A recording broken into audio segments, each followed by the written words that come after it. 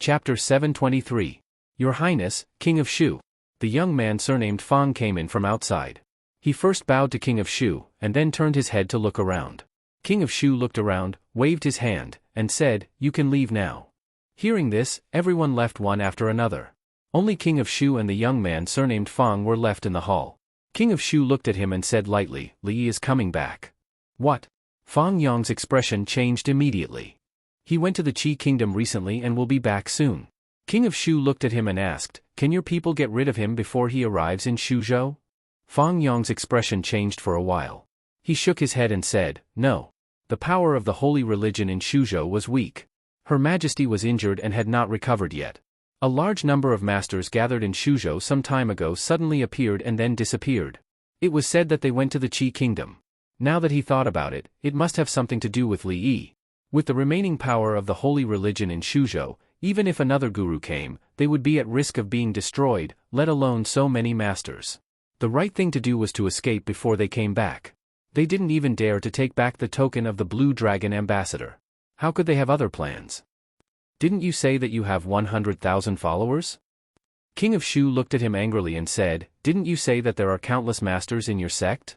You can't even handle such a small matter. How can I believe you?" The young man surnamed Fang was expressionless. He lowered his head and said nothing. Hearing the voice of King of Shu coming from inside, full of anger and mania, the two guards at the door looked at each other and immediately became very cautious. At this time, His Highness could not be provoked. He would even severely punish them for not standing properly. This was not the first time such a thing had happened. Fortunately, it didn't take long before young Master Fang, who often came to the king's mansion, came out. He didn't look very good, and there was no sound in the hall. The two of them heaved a long sigh of relief because they didn't suffer any punishment because of their posture. Young Master Fang was in trouble. From the looks of it, he must have been scolded badly by the King of Shu. The two of them wiped the cold sweat off their foreheads. When they put down their hands, a voice came from the side. "Who allowed you to wipe your sweat?"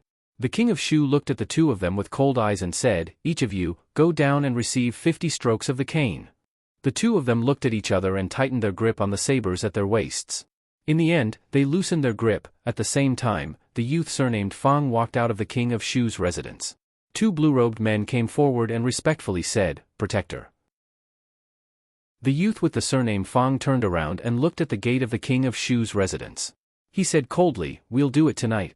Son-in-law, shall we make our move?" Fang rubbed his hands together and looked excitedly at a group of dozens of people with red scarves covering their heads. He turned around and asked Li Yi. Li Yi could finally confirm that Fang really had the genes of a bandit. They had already destroyed 3 bandit dens along the way, and after a while, the number would increase to 4. There was indeed a reason why this place was known as the Land of Chaos. Ever since they entered the mountains, they had encountered 3 groups of bandits with more than a dozen people. The last group even had more than 100 people. Such a group of bandits would be considered a small force in other places. However, in this place, they could only stay in the periphery. Usually, they would go down the mountain to rob livestock and food. Occasionally, small caravans would pass by and they would be fat sheep. If they ventured deeper into the mountains, they would either be annexed by other large bandit groups or lose their lives in the process of fighting for territory. In the beginning, Fang was still worried that there would be trouble bringing so many gold and silver goods through a place where bandits ran rampant. After encountering it twice, he gradually began to realize that being a bandit was his original profession. The group had already been moving for 2 days. Not only did the goods not decrease, they even increased. The 3 waves of mountain bandits were all suppressed by the group and their dens were raided. Unfortunately, the mountain bandits' nests weren't rich at all. Old Fang and the others only took the items that caught their eye and left the rest of the scrap metal untouched. A group of dozens of people like the one in front of them could be wiped out with just a few people. After a while, Fang came over with a smile and said, "Young master, after we arrive in Shuzhou, do you want to put the goods down first and come again?" This guy was really addicted to being a bandit. He had been in a state of excitement for the past 2 days. If he called the people from Willow Leaf Village, would they sweep all the nearby mountains? Except for the 2 gurus, the rest of the 100 or so people were the best of the best. If these people really followed him and became bandits, perhaps his original dream would come true. Li now wanted to grow wings and fly back. He didn't have the time to do this. He glared at him and said, "Hurry up. It's getting dark. Let's find a place to rest first and ask those bandits where their dens are."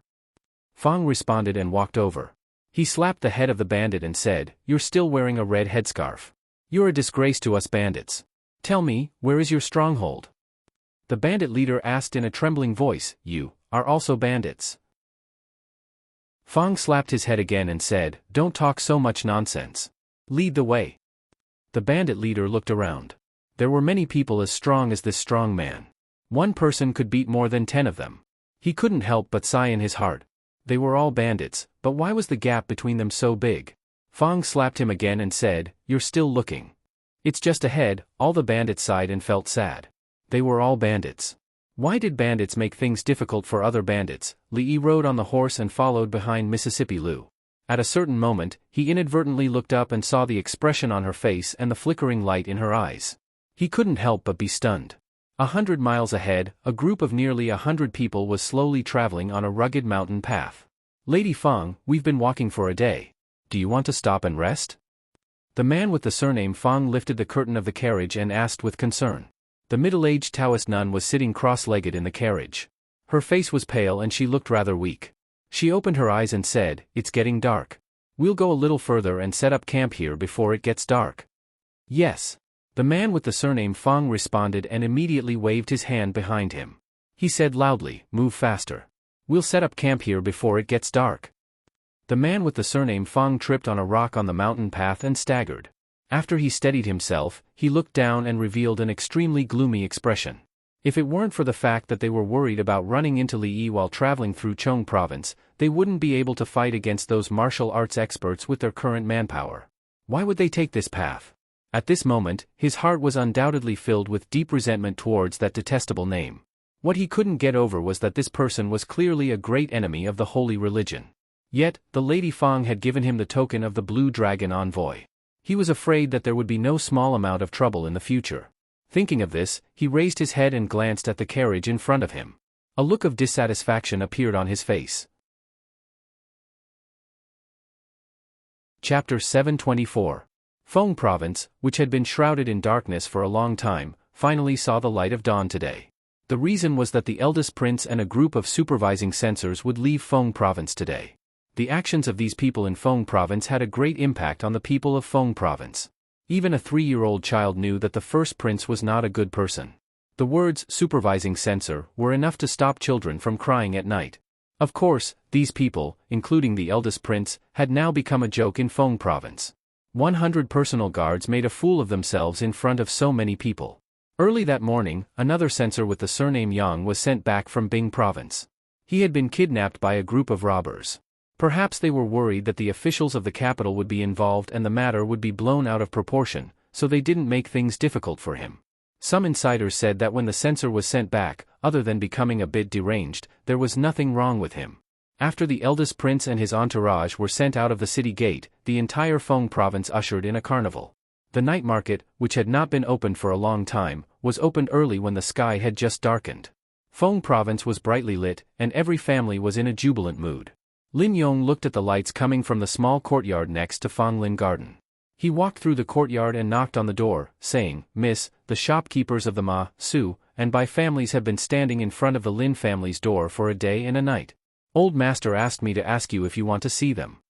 "It's too late. Let's talk about it tomorrow morning." After a long time, a voice came from the room again. "Tomorrow?" Lin Yong nodded and looked up at the sky. There were no stars, so he shook his head and said, "Look at the weather, it might rain tonight." They are standing there in the cold. I don't know where the Li brothers have gone to. In a small county town dozens of miles away from Fong province. In the relay station, Zhao Jing looked at Zhao Yi and said in a deep voice, "I was framed." Zhao Yi nodded and said, "I know. They kidnapped Yang Kong. He has the token of Prince Heng's mansion," Zhao Jing said again. Zhao Yi nodded again and said, "I know. It's useless even if I know." He turned his head to look at Zhao Jing and said, "In the end, the matter of discussing the silver of guilt was caused by Imperial brother, and Imperial father does not know." Zhao Yi sighed and said, "When you return to the capital this time, I'm afraid you have to make preparations."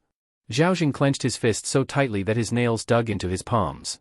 He couldn't understand how he, the Grand Crown Prince of the Qi Kingdom, had ended up in such a predicament when he had the upper hand. Who was that master who didn't leave his name?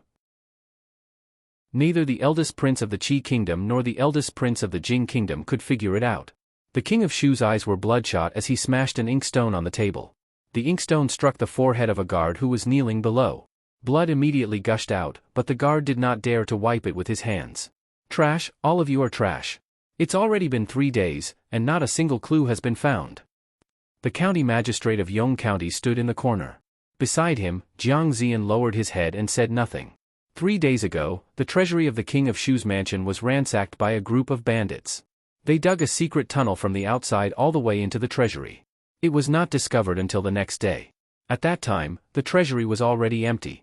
All the gold and silver treasures had been stolen. Not even a copper coin was left for the King of Shu. In other words, the King of Shu was probably the poorest prince in the Jing kingdom now. If it wasn't for his identity, he would be worrying about what to eat for his next meal. In the past 3 days, the King of Shu had lost count of how many times he had lost his temper. However, 3 days had passed, and the entire Shuzhou had not been able to find out who the culprit was. Jiang Zian could understand the King of Shu. If the small box he had hidden under his bed had been stolen, he might have been even more furious than the King of Shu. After all, the entire Shuzhou was the King of Shu's fief. He could easily plunder it a few times and obtain countless taels of silver. Jiang Zian's private savings were accumulated little by little. Get out, all of you get out of here. If you can't get it back, don't come back to see me. The King of Shu overturned a few tables and chairs. Seeing this, the crowd immediately retreated. Walking out of the mansion, Jiang Zian looked at the county magistrate of Yong County and said, Fang Yong and the others left 3 days ago. Could it be? The county magistrate shook his head and said, impossible. Given his relationship with Her Highness, how could he do such a thing? Jiang Zian nodded and simply kept his mouth shut. The man named Fang Yong obviously had an unusual relationship with Her Highness. Every time they talked, he would drive them away. These things were not something they could handle. In addition, there was another thing that made him feel a myriad of emotions in his heart. In fact, he could no longer describe the specific feelings. That person was finally coming back. Jiang Zian sighed and looked in the direction of the city gate with an indescribable expression. After leaving Shuzhou and going south for another 100 miles, it was the chaotic place that people avoided. There were countless mountain bandits and bandits in the mountains. They often went down the mountains to loot caravans and disturb people's lives. Because of its special geographical location, both the Jing Kingdom, the Qi Kingdom and the Wu Kingdom adopted a laissez-faire attitude towards this place, which directly made the bandits there more rampant. Every night, if you looked down from the highest peak, you would find that the mountains were lit up with many lights, which showed that there were many bandits in the mountains. At this moment, a voice rang out from one of the thatched cottages on one of the mountains that was lit up with a faint light. Big brother, they outnumber us. Why don't we run away? The way down the mountain has been blocked by them.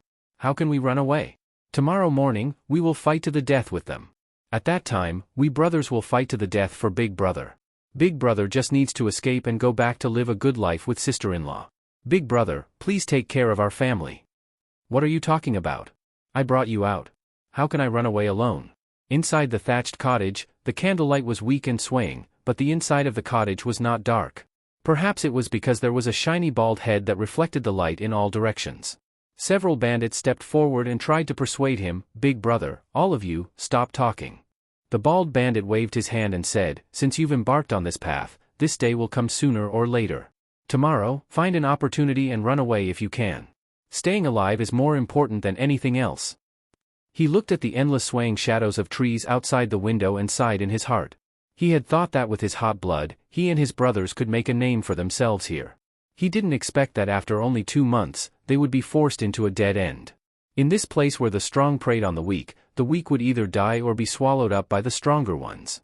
2 months ago, they had just dispersed a small bandit group here, but they didn't expect that 2 months later, they would make a comeback, and there were already dozens of them. The few of them would never be able to defeat them. Now that their only escape route down the mountain had been blocked, it was impossible to escape. They could only fight with all their might. The bald bandit collected his thoughts and turned to look at the crowd. He said, if anyone escapes tomorrow, remember to help me pass a message to my tigress, bang. As soon as he finished speaking, the door to the thatched cottage was kicked open. A figure that was as sturdy as the bald bandit blocked the door. A middle-aged woman dressed in coarse clothes stood there, looking at him and saying coldly, if you have anything to say it to me personally now. The woman's appearance was ordinary, but her figure was extremely sturdy.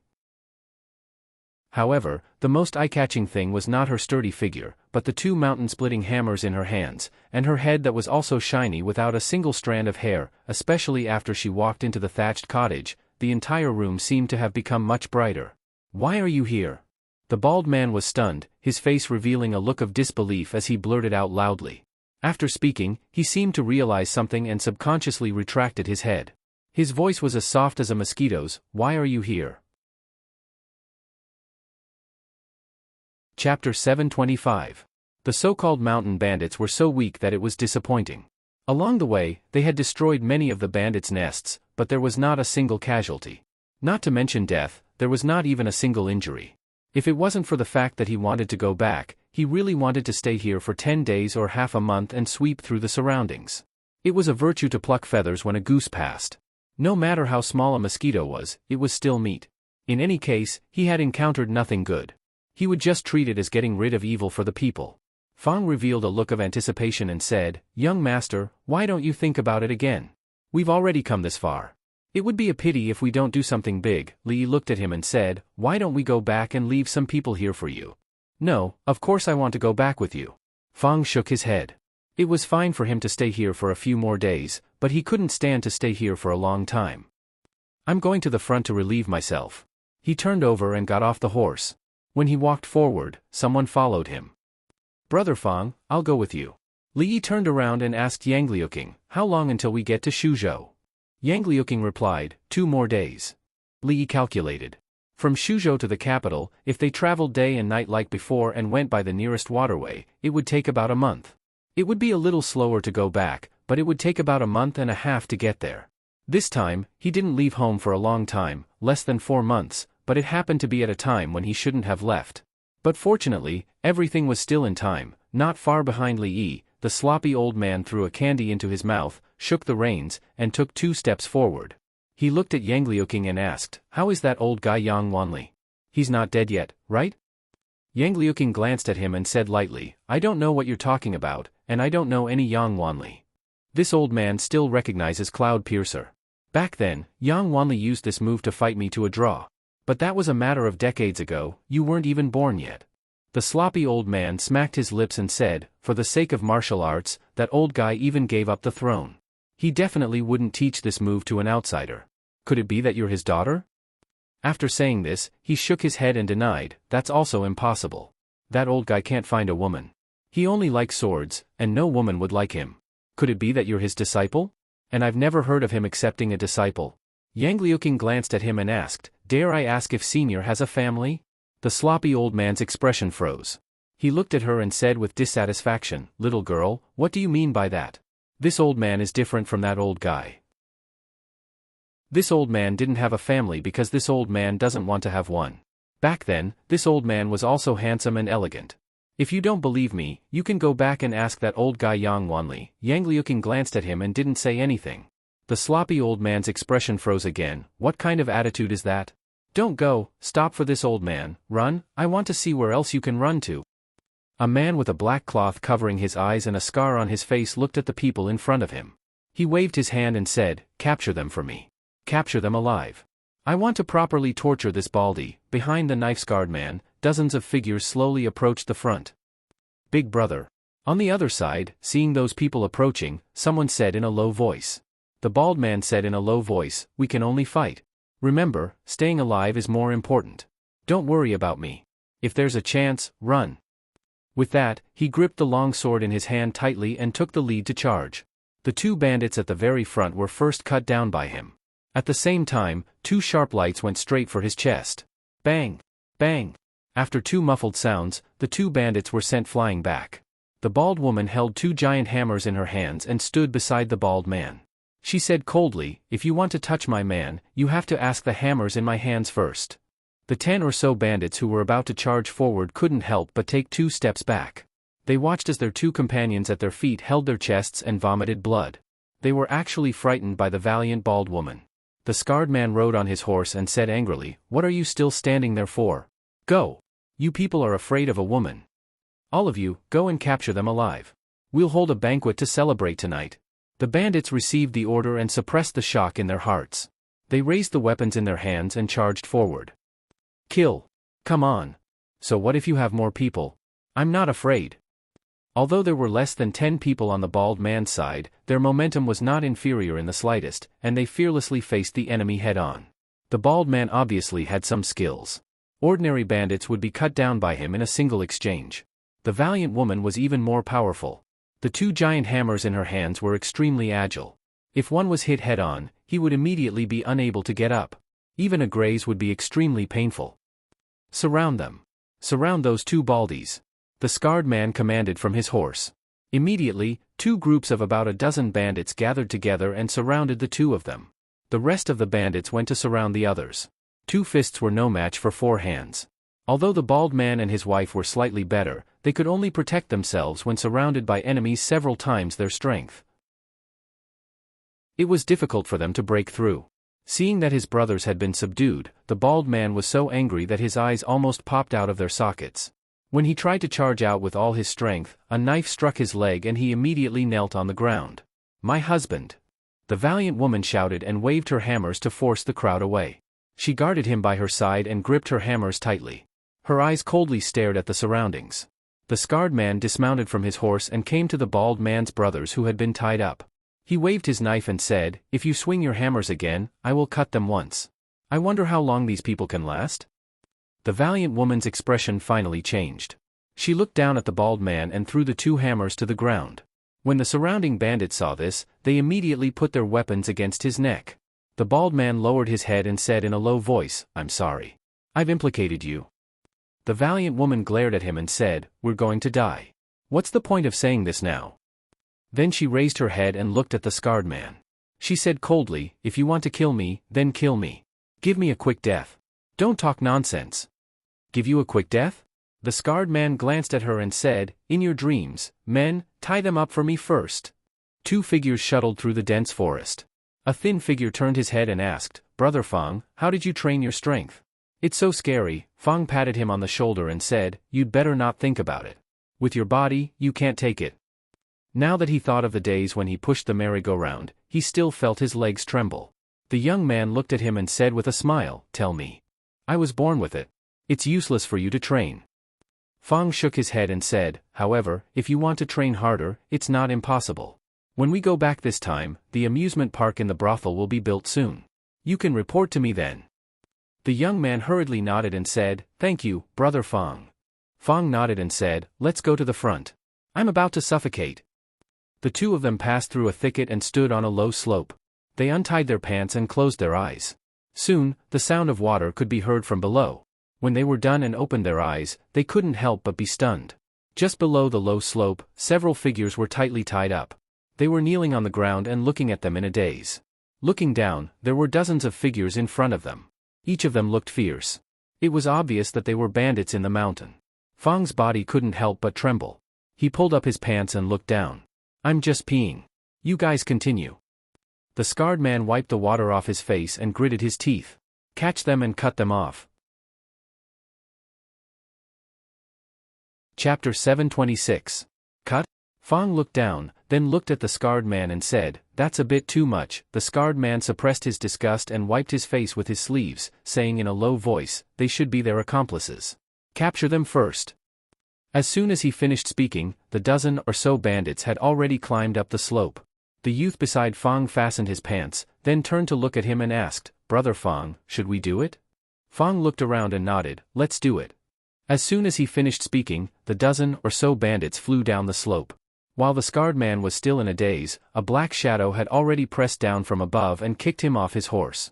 His expression was twisted in pain, looking extremely hideous. He gritted his teeth and said, "Hurry up and attack." Without needing his order, the other bandits had no choice but to attack. That was because the tall and short, one muscular and one skinny man, had already come down the slope and were charging at the bandits. Although the skinny youth was thin and small, his leg skills were truly impressive. The bald man and the others were kneeling on the ground and couldn't see him move at all.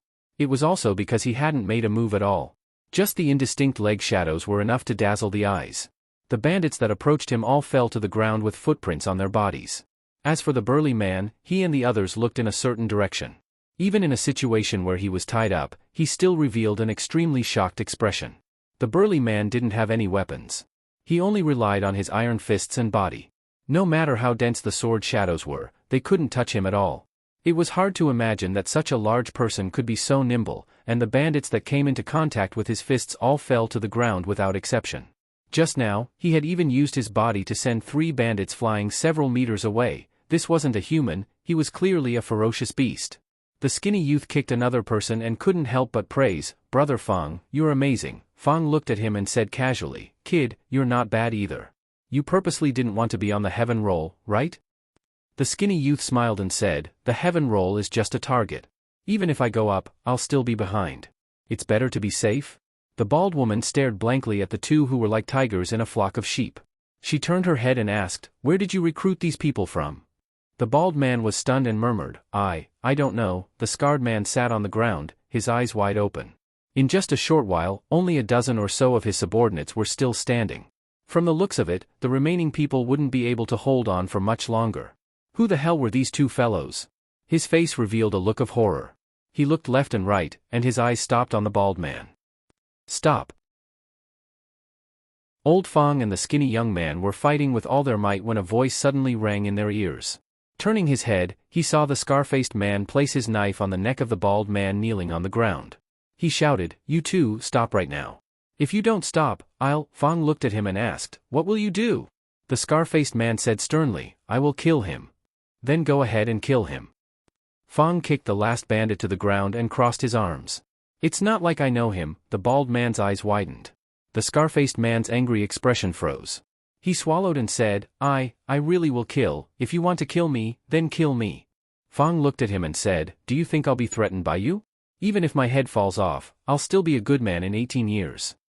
The bald man, seeing the monster walking toward him, the scar-faced man revealed a look of fear. He said with a trembling voice, Don't come over." Fang glanced at the thin young man. The thin young man nodded and turned into a blur. A flying rock flew through the air and knocked the knife out of the scar-faced man's hand. The knife and the rock collided, producing a crisp sound. The bald man's ears rang and cold sweat broke out on his forehead. Out of the corner of his eye, he saw that the knife was stuck in a tree. His back was drenched in cold sweat. That rock had almost brushed past his ear. If it had been just a little more, wouldn't his head have been split open? The scar-faced man's hand also split open from the recoil. He took a few steps back and actually ran without hesitation. The bald man looked left and right, a trace of relief appearing on his face. No matter who these 2 people were, they were finally saved today. Just as this thought appeared in his mind, he suddenly heard a cacophony of noises, and the ground beneath his feet began to tremble. The bald man turned around and saw a cloud of dust rising from the road behind him, as well as the silhouettes within it. His face paled once more. After the sound of reining in a horse, a tall and strong man looked at the scar-faced man. He frowned and said, "Scar, dozens of people can't beat these few. What do you do?" The scar-faced man was stunned for a moment before a trace of joy appeared on his face. He said loudly, "Master, we had already caught these people, but we don't know where these 2 troublesome people came from. That's why." The scar-faced man waved his hand and said, "That's enough. This time, there's a big caravan passing through here. This is a big fat sheep. If you alarm me, be careful of your head." The scar-faced man was stunned. He didn't know which big caravan would dare to pass through here. Wasn't it stupid? However, he quickly recovered and pointed at the 2 people in front of him. He said, "It's those 2 guys in front. Master, be careful." The thin man looked at the dense crowd in front of him and asked, "Brother Fang, are we going to do it this time?" "Do it my ass." Fang glared at him. No matter how he looked at it, there were more than 200 people in front of him. If they really did it, the 2 of them would die of exhaustion. He quickly tore the ropes on the people who were tied up and said, "What are you waiting for? Run." After the ropes were untied, the bald man immediately stood up. Ignoring his bleeding thigh, he cupped his fists and said, "Thank you, hero, for saving us." Fang waved his hand and looked at the opposite side. He looked back and murmured, "They should be here soon, right?" "What?" the bald man asked doubtfully. As soon as the words left his mouth, he saw a carriage coming from the end of the road in front of him. Then, 2 carriages, 3 carriages, when more than 10 carriages, which were obviously loaded with goods, came from the front. The bald man was stunned on the spot. He finally understood why the notorious Shinshan tiger of this generation would come out personally. This caravan is really stupid. How stupid must they be to pass through the fringe so openly? "Brothers, the fat sheep is here." The strong-looking man rode on his horse with an excited look on his face. He said loudly, "After this, it will be enough for us to enjoy ourselves for a while. Keep your spirits up." Fong looked at the opposite side and clenched his fists. He turned back and said in a loud voice, "Move faster, it's time to work." As soon as the man's voice faded, many figures came out from the caravan. They were armed with all kinds of weapons and walked towards them with ease. The bald man felt his mind go blank. Have these people gone mad? Or has the world changed? Since when did fat sheep dare to attack mountain bandits? Aren't they rushing to their deaths? Who do they think they are? Do they think they are as powerful as these two? When the strong-looking man saw this, he smiled instead of getting angry. He waved his hand and said, "What are you waiting for? Go!" When the two parties collided, the bald man's mouth was agape and he couldn't close it. His brothers and the bald woman were also dumbfounded. Like crushing dry weeds and smashing rotten wood. What bullsh*** Tijanshan tiger. His name is so resounding, and he even said that he's the most powerful bandit leader of this generation. It's all bullsh*** T. In an instant, he was dragged down from his horse by one of the bandits. After 2 kicks, he lay motionless on the ground. The others were also like chickens and dogs that couldn't withstand a single blow. No, it wasn't that they were chickens and dogs, it was that they had encountered a group of monsters. One person, even if they could defeat one of them, it would still be fine. Have you ever seen someone catch a blade or an arrow empty-handed? Have you ever seen someone punch someone? Have you ever seen a horse fall to the ground with a single punch?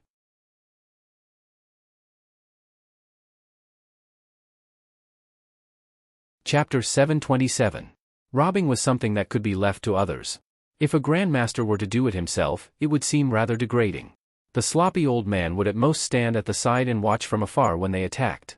However, although these people looked average to him, there was no need to watch from the side when dealing with a few bandits. Therefore, the sloppy old man would always watch from the side. This time, he only glanced at them as usual.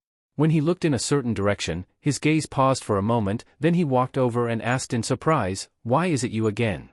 Senior, the bald bandit also recognized the senior whom he had met a few times. A hint of surprise flashed across his face, and he immediately bowed and spoke respectfully. The sloppy old man looked him up and down. Seeing his disheveled appearance, he said, "Why are you in such a sorry state again?" The bald bandit lowered his head awkwardly. After being hit 3 times in a row, no matter how thick-skinned he was, he could not maintain his composure. The bald woman raised her eyebrows and looked at the sloppy old man. She said angrily, "Who are you? My man, I need you to tell me." "Shut up." The bald bandit knew how terrifying this old man was. After glaring at her, he hurriedly turned to look at the sloppy old man and said with a smile, "My lowly wife has not seen the world," and spoke arrogantly. "Senior, please don't blame her, don't blame her." Seeing this, the few people behind the bald bandit widened their eyes. "Lowly? Who are you calling lowly?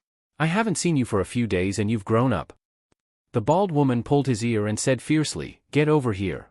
Seeing their big brother being dragged to the side, the bandits all had expressions of schadenfreude on their faces. Having escaped from death, their hearts that were hanging in suspense were finally at ease. Lee and Mississippi Lou walked over and looked at them. He said in surprise, "Why are you guys again?" The bandits looked awkward. Lee looked at the sloppy old man and asked, "Sue knows them too?" The sloppy old man nodded and said with a chuckle, "That little baldy is an interesting person." Lee looked at them and asked, "Tell me, why are you guys here?" Looking at the 3 people opposite them, the awkwardness on their faces deepened. After being a bandit for so long, he really didn't have the face to say it again. The other side. The bald woman let go of the bald man's ear and asked, "What's going on?" The bald man shook his head and said, "It's nothing. I've only met them twice before." The bald woman nodded and squatted down. She looked at his wound and asked, "Is your injury okay?" "Skin injury."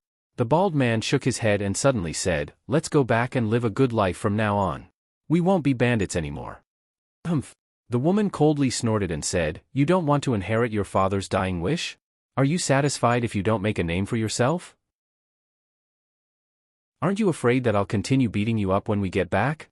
The bald bandit rubbed his bald head and smiled awkwardly. "Living a good life is better than hanging my head on a belt.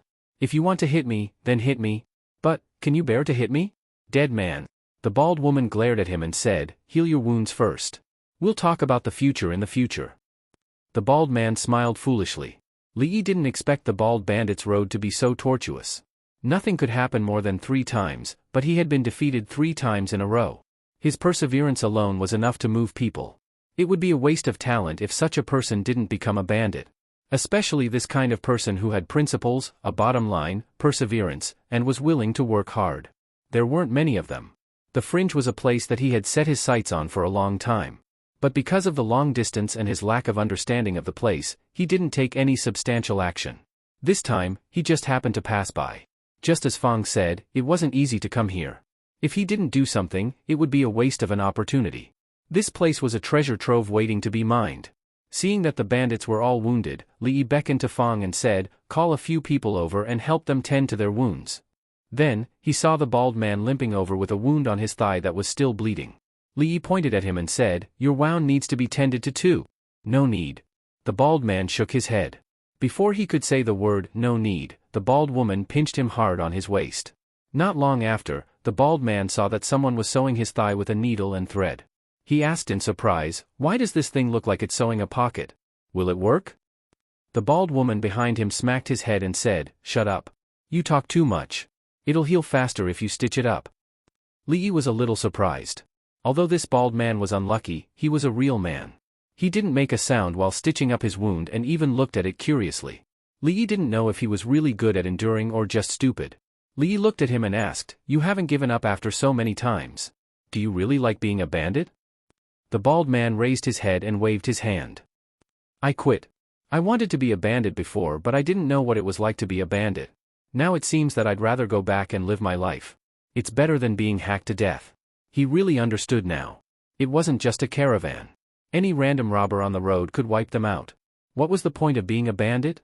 His future was bleak. Li was stunned for a moment. He looked at the bald man and said, "Young people should have dreams. Don't give up just because of a little setback. Nothing can be done in one go.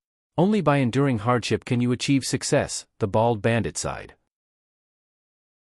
"Sigh, I'm not young anymore. Middle-aged people should also struggle. As long as life is alive, the battle will not stop. One couldn't only care about oneself. One had to persuade others to do good." Li looked at the bald bandit and asked, "Touch your conscience. Do you really want to give up?" The bald man showed a hint of hesitation. After a moment, he sighed and said, "We've all lived a hard life. I don't want to rob those poor people." As for the caravan, the bald man turned his head to look at the person lying on the ground not far away. He didn't say anything. What he wanted to say was that a caravan with brains wouldn't take this path. They needed to go down the mountain and rob further away. They also needed to steal business from other bandits. Brainless caravans, they couldn't compete with brainless caravans. Robbing the poor and robbing caravans is the lowest level of bandits. Li patted his shoulder and said, "Robbing bandits is the king of bandits." "Robbing bandits?" The bald man looked at him with a dazed expression. Crash! Fong walked over with large strides and threw a large bag on the ground. He said, "Young master, these were found on the bodies of those bandits. I heard from them that there are even more good things in their stronghold. I've already sent people over." The bald man looked over and saw that the bag was filled with gold and silver. There was quite a lot of them. He was stunned once again. He thought about the scholar's words again. Gradually, a look of understanding appeared on his face. He licked his lips and a strange light shone from his eyes. Chapter 728. A soldier who didn't want to be a general wasn't a good soldier. A tailor who didn't want to be a cook wasn't a good coachman. A bandit who didn't want to be the king of bandits wasn't a good baldy. The bald man really wanted to be a bandit. His grandfather was a bandit, his grandfather's grandfather was a bandit, his grandfather's grandfather's grandfather was a bandit. It was too long ago to trace back that far. All in all, his ancestors had this fine tradition for generations. When it came to his father's generation, he had no choice but to turn over a new leaf because his territory was taken away. With such a glorious history, how could he be willing to be mediocre? That was why he wanted to recreate the glory of his ancestors. But he failed. Once. Twice. Thrice. As the saying goes, nothing can happen more than 3 times. After failing 3 times in a row, and it was a crushing defeat without any suspense, anyone would be disheartened. But he still couldn't accept it. The scholar in front of him had indeed opened a new window for him. However, a thought was just a thought. He needed to have the strength to match it. In the fringe, bandits slaughtered and annexed each other's territories. The winner would naturally obtain a bigger territory and accept everything from the loser. As for the loser, he could only choose to submit or die. He didn't want to choose either of these 2 paths. The bald man waved his hand and said, "Forget it. The fringe isn't that simple. I might lose my life one day. Li shook his head regretfully and said, all right then. Fong, go ask around and see who is willing to stay here. The first batch of people who stay will be treated like a manager.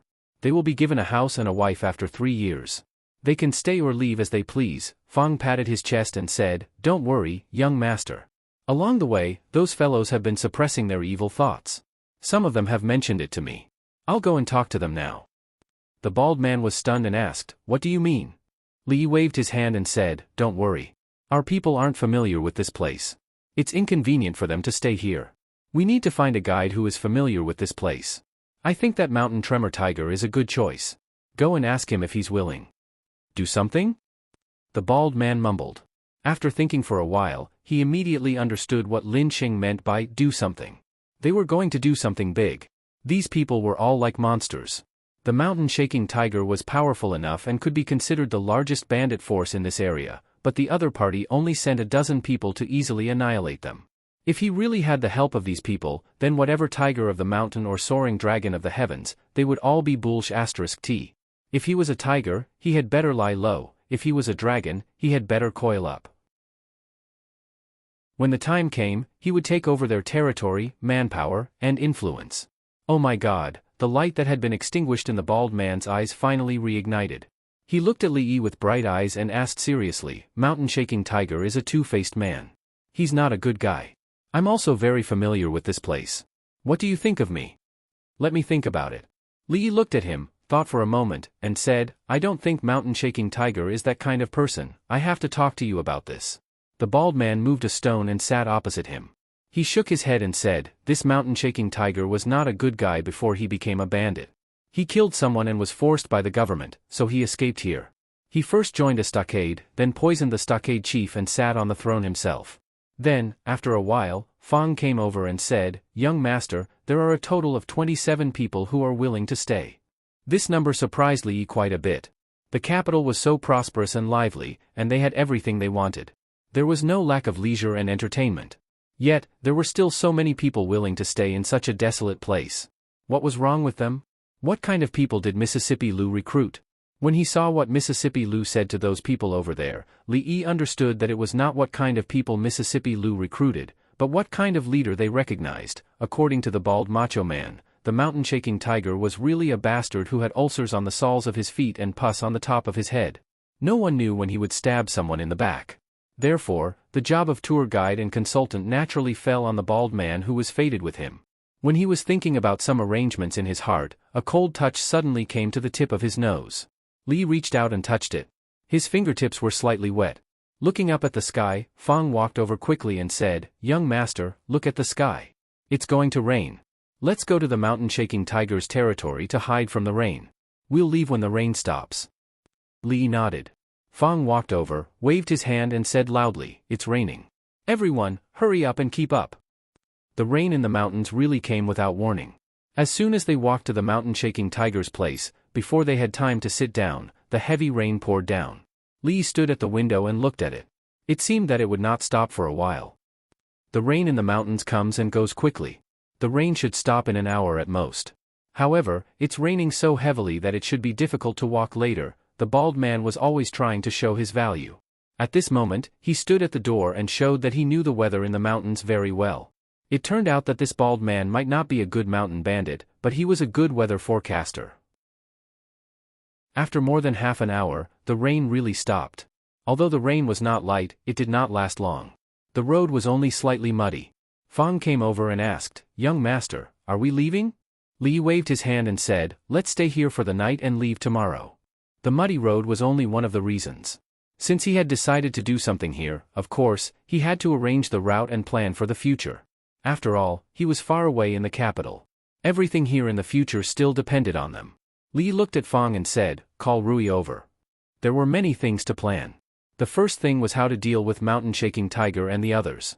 These vicious bandits should either be eliminated for the sake of the people and put an end to their troubles, or they should be crippled of their martial arts and sent to build roads, bridges, and houses. As for the other small fries, they could not do the same. Of course, the road still needed to be paved. First, they should be tempered to wear down their character. Then, they should be disorganized and reorganized. Those people could be trained to be the new base. Big fish preys on small fish preys on shrimps. The weak are prey to the strong. This is the law of the fringe. Today's boss might not be tomorrow's boss. Tomorrow's boss might be hacked to death in the evening. If it wasn't for the fact that they had no other choice, not many people would be willing to become bandits.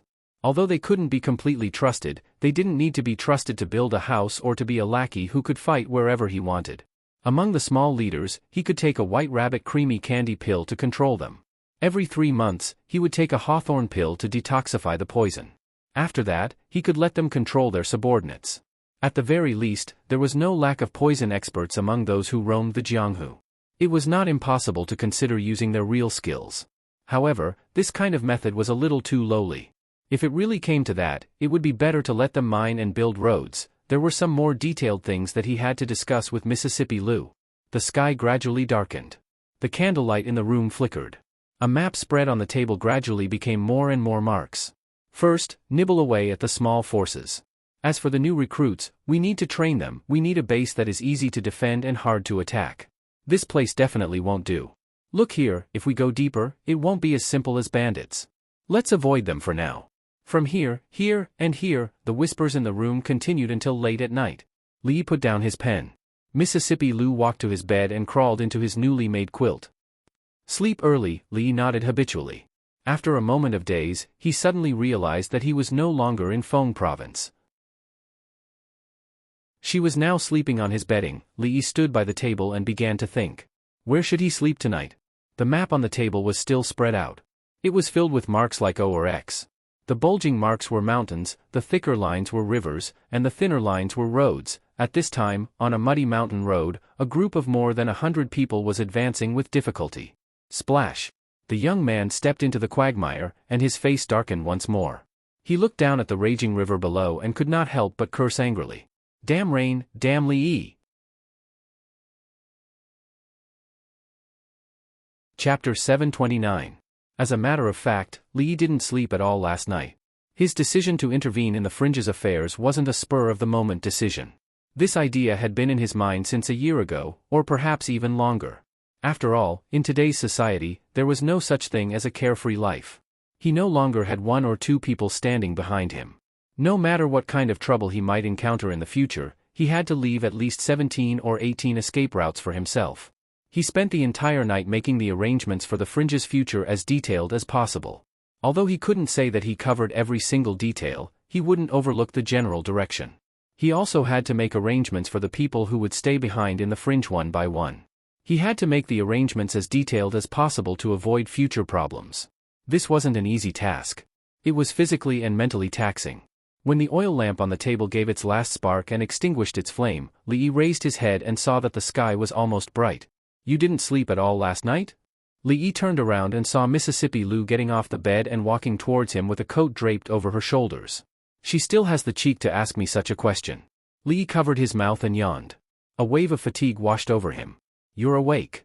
I'm going to take a nap. He waved his hand, walked over, took off his shoes and coat, and crawled into bed. It's been a long time since I've smelled a fragrance from my bed. It's a completely different scent from Rui's. More importantly, this bed is still warm. For some reason, the term bed warming maid suddenly popped up in his mind. Then, after that, he lost consciousness. Mississippi Lou turned around and walked to the table. She was startled when she saw the things on the table. She heard even breathing sounds coming from the bed. She turned around and looked again. She didn't look away for a long time. Young master, are you awake? After an unknown period of time, a voice came from outside the door. She collected her thoughts and put on her clothes. After a simple wash, she opened the door. We haven't seen each other for a few months, and the son-in-law has become lazy. It's already so late, and he's still not up. Fong stood at the door and muttered softly. Just as he was about to turn around and leave, he heard a creaking sound behind him. Goo! Fong turned around and swallowed his words. I'm sorry, second miss, I went the wrong way. He quickly walked to the side, and after looking left and right, a puzzled look appeared on his face. That's right, Mississippi Lou walked out of the door, then turned around and said, Don't disturb him. Let him sleep a little longer. Fong looked into the room. When he saw a figure lying on the bed, his eyes immediately widened. At this moment, his heart received an unprecedented impact. He needed to think carefully about what had happened during the few months when the son-in-law and second miss were away. Young miss, son-in-law, second miss. His mind was in a mess, even more so than every time he passed by Willow Lane. The weather in the mountains was indeed unpredictable. It had rained heavily yesterday, and the dark clouds in the sky seemed to be pressing down. When Lee woke up, he washed up and walked out. The warm breeze was warm, and the sun was shining brightly above his head. There was not a single cloud in the sky. The bald bandit said that there was a flash flood in a nearby stream, which was a common occurrence in the mountains. Lee did not intend to delay. After 2 hours, he informed them of the strategic plans for the next 2 years and planned to set off today. When he left, he naturally left behind a sum of money. Regardless of whether it was to purchase rations or to recruit soldiers, they would need to spend a lot of money. Lee had never been stingy when it came to investments with great potential. This time around, if it wasn't for the generosity of the Bing region's officials, he would have been a little short on money. When the bald bandit saw those chests, his eyes widened. After living for so long, this was the first time he had seen so much money. He subconsciously thought that they had robbed this along the way, and he no longer had any doubts about something. Robbing caravans was just a low-level bandit. Robbing bandits was the true bandit of bandits. As expected, they had really gone down the wrong path in the past. What happened next depended on them. For now, this was all the help Li Yi could provide them. He did not know if it was because he did not make Fong stay, but Li Yi felt that the way Fong looked at him today was very strange. His gaze was rich with emotions, which was extremely rare. However, no matter how strange it was, he did not intend to leave this fellow here. After all, no one but Fong himself could withstand the power of his wife. The bald bandit pointed to the rushing flood and said, "Follow this river. If everything goes well, we can reach Shu province in 3 to 5 days." Due to the heavy rain yesterday, the trickling stream had now turned into a muddy torrent. It was quite powerful. Fortunately, mountain torrents often broke out here. The river was so wide that it couldn't reach the shore, and the water couldn't reach the mountain path on one side. "Let's go." After Li Yi cleared his throat and gave the order to set off, the creaking of the carriage came from behind. At a bend in the mountain path ahead, the man surnamed Fong's clothes were still wet and stuck to his body, making him feel especially uncomfortable. His shoes and socks were also wet, and there was even water in his boots.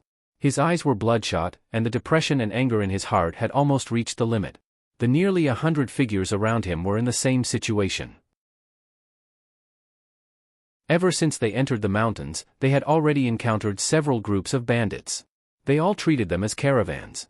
Although they were all weak bandits, they still brought them a lot of trouble and completely messed up their journey. The sudden rain yesterday had caught them unprepared, and they did not even have time to set up camp. Although they had rested for a night, the mountain was wet and their clothes were still wet. In such a state, the atmosphere was extremely oppressive as they walked on the bumpy mountain path. Damn it, Li Yi, don't let me meet you again." As he cursed angrily, the group of people had already reached a bend in the mountain path. The carriage in front of them suddenly stopped. The youth named Fong looked up and saw that 1,000 feet away, the figure in front of them, as well as the creaking sound of the carriage, was very, very close. "Protector, there seems to be a caravan in front." A hint of impatience appeared on the man surnamed Fong's face. Although he did not know which caravan dared to pass through here, since he had encountered them, there was no reason for him to let them go. He waved his hand and was about to speak when a figure suddenly flew out from the carriage. The middle-aged Taoist nun's face was slightly pale, and her eyes were filled with shock and uncertainty as she looked ahead. There really are caravans passing through this place," Li Yi said in astonishment as he looked at the horse carriage and the silhouette of the people not far away from him. However, the surprise on his face quickly disappeared. Looking at the figures in blue and yellow, he dismounted and muttered, "It can't be." It was unknown when the sloppy old man had appeared beside him. After throwing a piece of candy into his mouth, he fiercely chewed and slowly said, "Yes." Old Taoist Yuan appeared on his other side. Looking at the figure in front, he said, "So it's her." Chapter 730. Good will be rewarded, evil will be punished. It's not that there will be no retribution, it's just that the time has not yet come. Good and evil will always be rewarded, the heavenly Tao reincarnates. If you don't believe it, look up, who will the heavens spare? Li Yi had always believed in these two sentences, and he unswervingly followed them by example. He helped the elderly cross the road, picked up money and handed it to the authorities. Although he had not done any of these things, he had occasionally gone to Willow Lane to help 2 weak women carry water and cook. Therefore, he had always thought that his encounter with Taoist nun was a result of God's glaucoma. Now God's glaucoma had been cured. In any case, he was a transmigrator, and transmigrators were rare. Who knows, he might be used as a model by some discerning author in the future, and become the protagonist of a novel. With the protagonist's halo on his head, he would walk to the peak of his life, and in the end, he would rule the world, embrace beauties, and live a shameless life. As a protagonist, how could he be bullied? Lee now knew that the process was full of twists and turns, but the result was already set in stone. All the twists and turns were waiting for him. Lee looked left and right, and said, "Elder Yuan, Su, this time, I'll leave it to you. Taoist priests and Taoist nuns, none of them are good." Su nodded strangely, and said, "Leave that damn Taoist nun to me." The middle-aged Taoist priest glanced at him, but did not say anything. Li turned around, pointed to the front, and said, "Those people are not simple, everyone be careful." Along the way, they were already familiar with this kind of thing, and did not even need to explain or say much. The crowd behind them had already started moving. In front, looking at the crowd pressing toward them, as well as the two extremely dangerous figures in front of them, Taoist Nun's face finally darkened. "Retreat." As soon as her voice fell, she had already disappeared. That thing, the youth surnamed Fang, had already realized something, and his expression changed. He looked ahead, then looked at the rushing torrent below, and waved his hand to the back, gritted his teeth, and jumped down. He was already clear about the strength of those people. This time, he had chosen this path to avoid them, but who would have thought, the man with the surname Fang's actions were like throwing a stone into the surging muddy water, instantly disappearing without a trace. Li looked at the yellow-clothed and blue-clothed people jumping into the mountain torrent like dumplings. He couldn't help but be stunned. After a long time, he sighed and murmured, "They are really cruel to themselves." Su and Taoist Yuan went after the Taoist nun. As for the rest of the people, seeing that the situation was not good, they all jumped into the water and disappeared in an instant. Seeing that they did not hesitate at all, Li strongly suspected that the followers of the holy religion had really learned some secret techniques like the water escape technique. As the second most important person in the cult, he had never heard of something that even the ordinary members of the cult knew. The Taoist nun was so cunning. She actually hid it from him. In the end, there were still some people who did not react in time. Before they could use the water escape technique, their acupuncture points were sealed. There were about a dozen people. Naturally, these people could not jump into the water. The water was vast and mighty, and it was mixed with sand and stones. Even if the top experts jumped in, their lives would be in the hands of the heavens. If they did not know the water escape technique, they could only rely on the protection of the goddess. However, their goddess probably did not have the time to protect them now, because she could not even protect herself. As Li walked over, Fang ran over excitedly and said excitedly, young master, we are rich." He opened a few big boxes in a row. Even Li could not help but be stunned when he saw the contents of the boxes. Gold and silver were the lowest grade here. All kinds of treasures, calligraphy, and paintings were piled up in the boxes like sundries. If they were all exchanged for silver, it would probably be an extremely terrifying number. They are actually so rich? This time, Li was really a little shocked. The Taoist nun's base was in the Qi kingdom. This trip back from the Jing kingdom was actually able to gather so many treasures. Just how rich was their cult's foundation? Damn it, it was really too tempting. Li still felt a little pained when he left the starting capital for the bald bandit and the others. But this time, he did not dare to say that he would earn back tens of times the amount. Li walked over and stopped in front of a man in yellow. He asked, "Speak, what are you doing here?" The man snorted coldly. "You betrayed the goddess. You will not have a good ending." These followers were stubborn. Li had already experienced it. He did not know what method the Taoist nun had used to brainwash them so successfully. Fang picked him up with one hand and said, "Young master, wait for me for a while." Having said that, he walked towards a corner. After a while, he came back and said, "Young master, I've asked him. He said that they were returning to the Qi kingdom this time. In order to avoid bumping into us, they took this path." This was fate. Everything was predestined. Although these treasures could not make up for what the Taoist nun had done to him, they could at least repay what they could. They could barely be considered compensation for the psychological damage. As for the physical body, they could talk about the physical body when there was a chance in the future. Fang hesitated for a moment and said, "Young master, there's one more thing." "What is it?"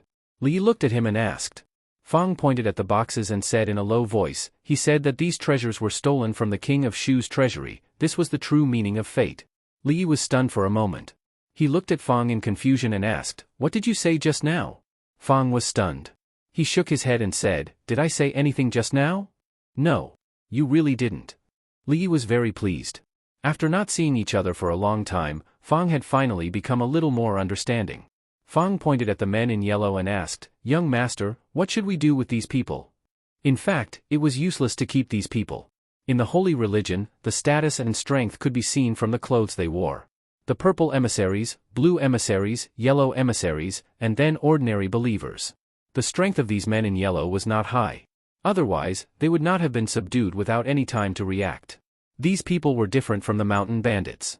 They were very stubborn and could not be subdued for their own use. It was better to let them invest in basic construction. Li waved his hand and said, "Send them to the bald man. They know what to do." Su came back very soon. He did not look very good. The middle-aged Taoist shook his head and said, "If a guru wants to escape, it is very difficult to stop her.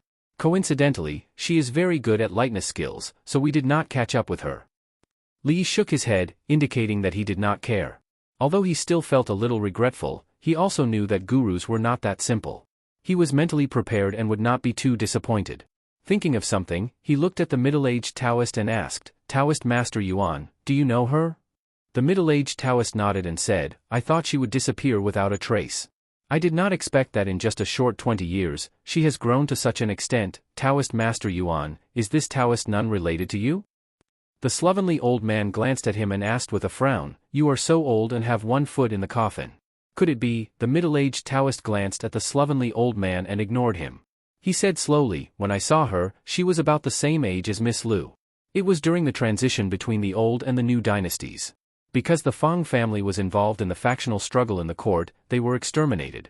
Now that more than 20 years have passed, the hatred in her heart has not disappeared." He looked in a certain direction and sighed, "She is also a pitiful person."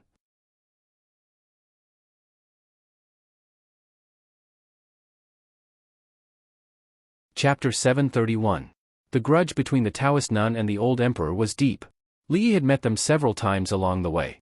Although he did not know the ins and outs of the whole matter, he knew a little. Now he understood that there was more than just a grudge between them. The hatred of the extermination of the family was as deep as the sea. Although the old emperor had not ascended to the throne at that time, it was not wrong to put the blame on the old Li family. Killing an entire family, and they were not allowed to rebel? Now that he thought about it, it had not been easy for the Taoist nun. Traveling to other countries and enduring humiliation for more than 20 years, not only did his martial arts cultivation reach Zongshe realm, he even managed to develop such a huge faction. If this were to be placed in a novel or drama, it would definitely be used as a revenge plot of the protagonist, and there would be no need for any changes at all. His conscience told him that if this had happened to him, he would have taken even more extreme measures. However, understanding was one thing, but he could not forgive what the Taoist nun had done. The one who killed her family was the old emperor's father. Of course, there was no way to take revenge. It was too difficult to take revenge on the old emperor. Logically speaking, the most suitable target for her to kill, torture, and tie up should be the king of Shu. What did it have to do with him? Sympathy was sympathy, but he still had to repay what he owed. Although it was a pity that he did not catch the Taoist nun, he could not force her. Li waved his hand and said, "Hurry up and cover these things. Let's go quickly. We have to find a place to stay before it gets dark." Night gradually fell. Somewhere in the open space in the mountains, simple tents had been set up. Lights shone from the tents. Outside the tents, there was a roaring bonfire. Toasts were exchanged in the surroundings, and the deer legs above the fire were dripping with fat, making a sizzling sound. The roars of all kinds of beasts came from the mountains, but it did not affect this small carnival. Even a certain man sitting by the fire was still hesitating in his heart. How should he eat the bear that he had just hunted back? Dozens of miles away, a torrent of sand rolled away. The middle-aged Taoist nun carried a figure away from the riverbank and slowly walked deeper into the mountains. In the endless darkness, the shadows of the trees swayed like ferocious beasts choosing people to devour. There were also subtle sounds coming from it. There's actually someone. It's a Taoist nun. A Taoist nun is also passable.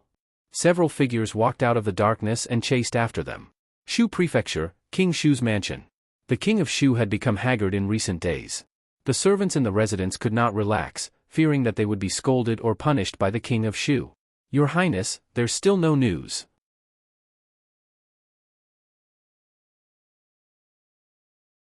It was not too much to treat the king of Shu to a meal, was it? A stingy person would naturally not be able to achieve great things. The king of Shu would definitely not be able to achieve great things in the future. When he took a comfortable bath and lay on the bed for the first time in a long time, a satisfied expression appeared on his face. In the king of Shu's mansion, the young king of Shu's face was extremely gloomy. "They are back? Your Highness, they have just arrived in Yong County." The king of Shu paced in the hall. After a while, someone came forward to report that the people from the intelligence office wanted to see him. "No, no. Just say that I am not feeling well and will not see anyone." The king of Shu waved his hand impatiently and said, "You can report to I when they have left." Although he wanted to cut someone into 1,000 pieces, he could not make the decision in Shuzhou at this moment. Even if he really met them, he would feel even more depressed. Out of sight, out of mind. He simply did not even want to see the people from the intelligence office. In the county government of Yong County. The county magistrate of Yong County waved his hand and called a yamen runner over. He asked, "Lord Jiang just said that he was not feeling well. Is he feeling better now?" The yamen runner shook his head and said, "Not yet. Lord Jiang has been resting in his room." The county magistrate knocked on the door and walked into a room. He saw Jiang Zian lying on the bed with a towel over his forehead and his face slightly pale. He asked with concern, "Lord Jiang, how are you feeling? Do you need a doctor to come over?" Jiang Zian shook his head with difficulty and said in a low voice, "I am fine. I just reviewed a few cases last night. Maybe I caught a cold at that time. I will be fine after a few days of rest." The county magistrate sighed and said, "Lord Jiang is a conscientious person. He is a role model for us." Jiang Zian said politely, "It is my duty. It is what I should do." If it were not for the fact that he was in a hurry to rush back to the capital, Li would definitely stay in Shuzhou for a few more days to catch up with the king of Shu and get to know him better. But other than the necessary rest, he really did not want to waste any time outside. Early the next morning, he and Mississippi Lu packed lightly and left the city on a few fast horses with Fang, the sloppy old man, and Taoist Yuan by their side. As for the people behind them, Yang Liuqing was in charge, so it was fine to go back slowly. When the people of Yong County began their busy day, somewhere far away from Yong County, Li tightened the reins of his horse and whipped it again. Behind him was a trail of smoke and dust.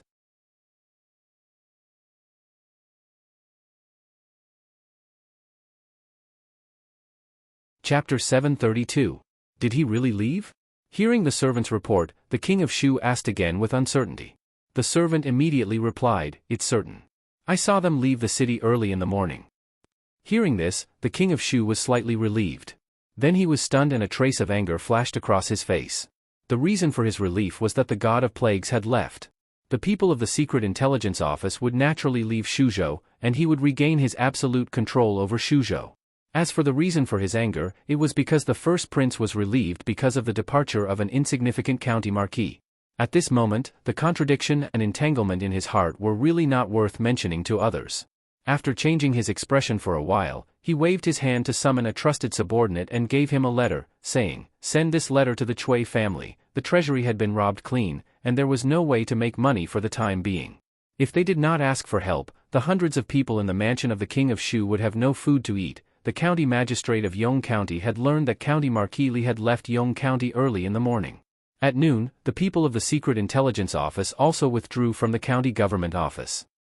Finally gone, he murmured with a long sigh. All the officials of the Jing kingdom were afraid of the secret intelligence office. In particular, he had nightmares for several days after seeing the general's head fall to the ground. During the days when their people stayed in the county government office, he couldn't even sleep well. After sending away the god of plagues, it was time to celebrate today. Looking up, he saw the lieutenant of the river county coming out of the room with a ruddy face. The county magistrate looked at him and said, "Lord Jiang, you caught a cold. You'd better rest more." Jiang Zian waved his hand and said, "Thank you for your concern. Zian is fine now." Seeing the lieutenant of the river county walking out in high spirits, he didn't look as seriously ill as yesterday. The county magistrate touched his bulging belly and couldn't help sighing. It's good to be young. It was already late June, probably the hottest time of the year. A year ago, because of the unbearable heat in the capital, many people lost their lives. Later on, it became known as the worst summer in decades. This situation, in the summer of this year, had greatly improved. Firstly, it was raining a lot this year, so most of the weather was cool and not too hot. Secondly, even if it was really unbearably hot, they could spend a few copper coins and hide in the brothel for a whole day. The cool breeze from the ice mirror was so comfortable that it could make people moan. Other than the fact that the weather was cooler than usual, for the commoners of the capital, this was a normal summer. The current situation was generally stable. Although there were disagreements with Qi and Zhao, it was limited to some minor skirmishes. Under the deterrence of Tianfa, a larger-scale war had not broken out yet. As for the affairs of the imperial court, it was not something that ordinary people could worry about. They only heard that the current emperor was ill and the imperial court had not been convened for 2 months. Fortunately, there were 2 prime ministers who were conscientious and conscientious. Everything in the country was running in an orderly manner as usual. Of course, there were also some things that were different from the past. From time to time, there would be new plays in the brothel, which were talked about enthusiastically by the common people. Nowadays, the brothel had become a place for ordinary people to spend their leisure time. More and more people had developed the habit of going there to listen to plays and music after a hard day's work to relax. Moreover, there was the policy that was closely related to them. Women were only allowed to marry after the age of 16. This rule had been written into the law. Not only in the capital, but also in the neighboring counties, it had begun to be implemented. No one would worry about the waste of food if their daughters were raised at home for 3 years. They were eager to have more daughters, because as long as they reached the age of 13, they could be sent to the eldest princess's workshop. A month's salary would be more than enough to feed the whole family. The commoners remembered the princess's kindness, and the officials and nobles did not dare to look down on her. The women's college had been open for more than a few months. Many of the girls and their families who were of the right age were studying there. On the opening day of the women's college, His Majesty and Her Majesty the Empress personally showed up and said some encouraging words, which directly expressed the royal family's attitude. The officials and nobles in the capital also understood that from now on, the girls who graduated from the women's college would be different from those ordinary girls. Compared with the women's college, the Academy of Sciences was a little less famous, because it did not recruit students from the public. Everyone in the Academy of Sciences was personally selected by the dean, Li Xian. This was also the most mysterious place in the 3 academies, which could be seen from the imperial guards who patrolled the area. Of course, the one that shone the brightest was the Mathematics College, which was in the same place as the other 2 colleges. A few months ago, the account investigation made them shine in the capital. For the first time, the officials of the court saw the horror of mathematics. In the following months, they solved countless problems for the court. The ministers of the Ministry of Works, the Ministry of Revenue, and the Ministry of War almost fought over some top students in the Mathematics College. His Royal Highness Prince Jean, who had always been regarded as a naughty child by the officials, was like a dazzling star. In a very short period of time, he rose rapidly. When the dean was not around, he temporarily took over the position of dean and managed the academy in good order. Many times, people would selectively ignore that he was just a child who had just turned 11. The capital seemed to be the capital of the past, and there was no earth-shaking change because of the absence of someone. The playboys were still playboys, but they would no longer be escorted to the palace gate and beaten with a wooden plank. The young princes lived safely in the palace and would not be beaten in front of the civil and military officials. The rumor that the king of Shu was the reincarnation of a real dragon and could lead the Jing kingdom to prosperity and power had long disappeared, and was not as rampant as before. However, no matter whether it was the common people or the nobles, at some point in time, some strange thoughts would arise in the heart.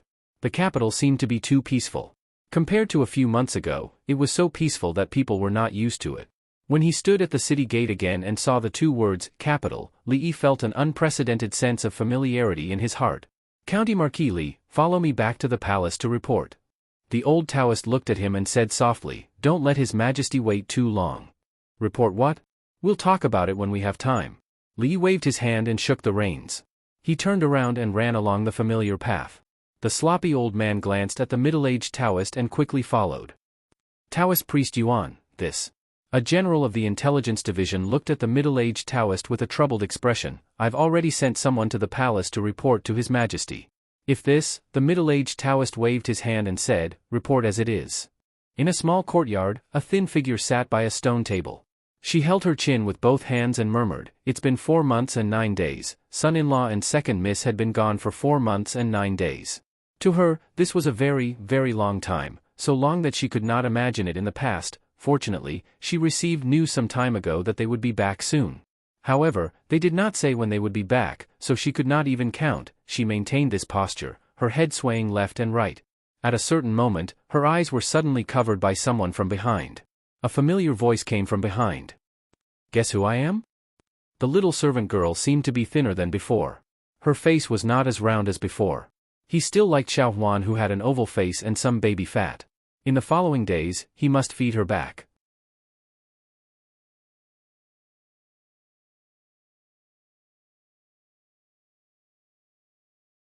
Chapter 733.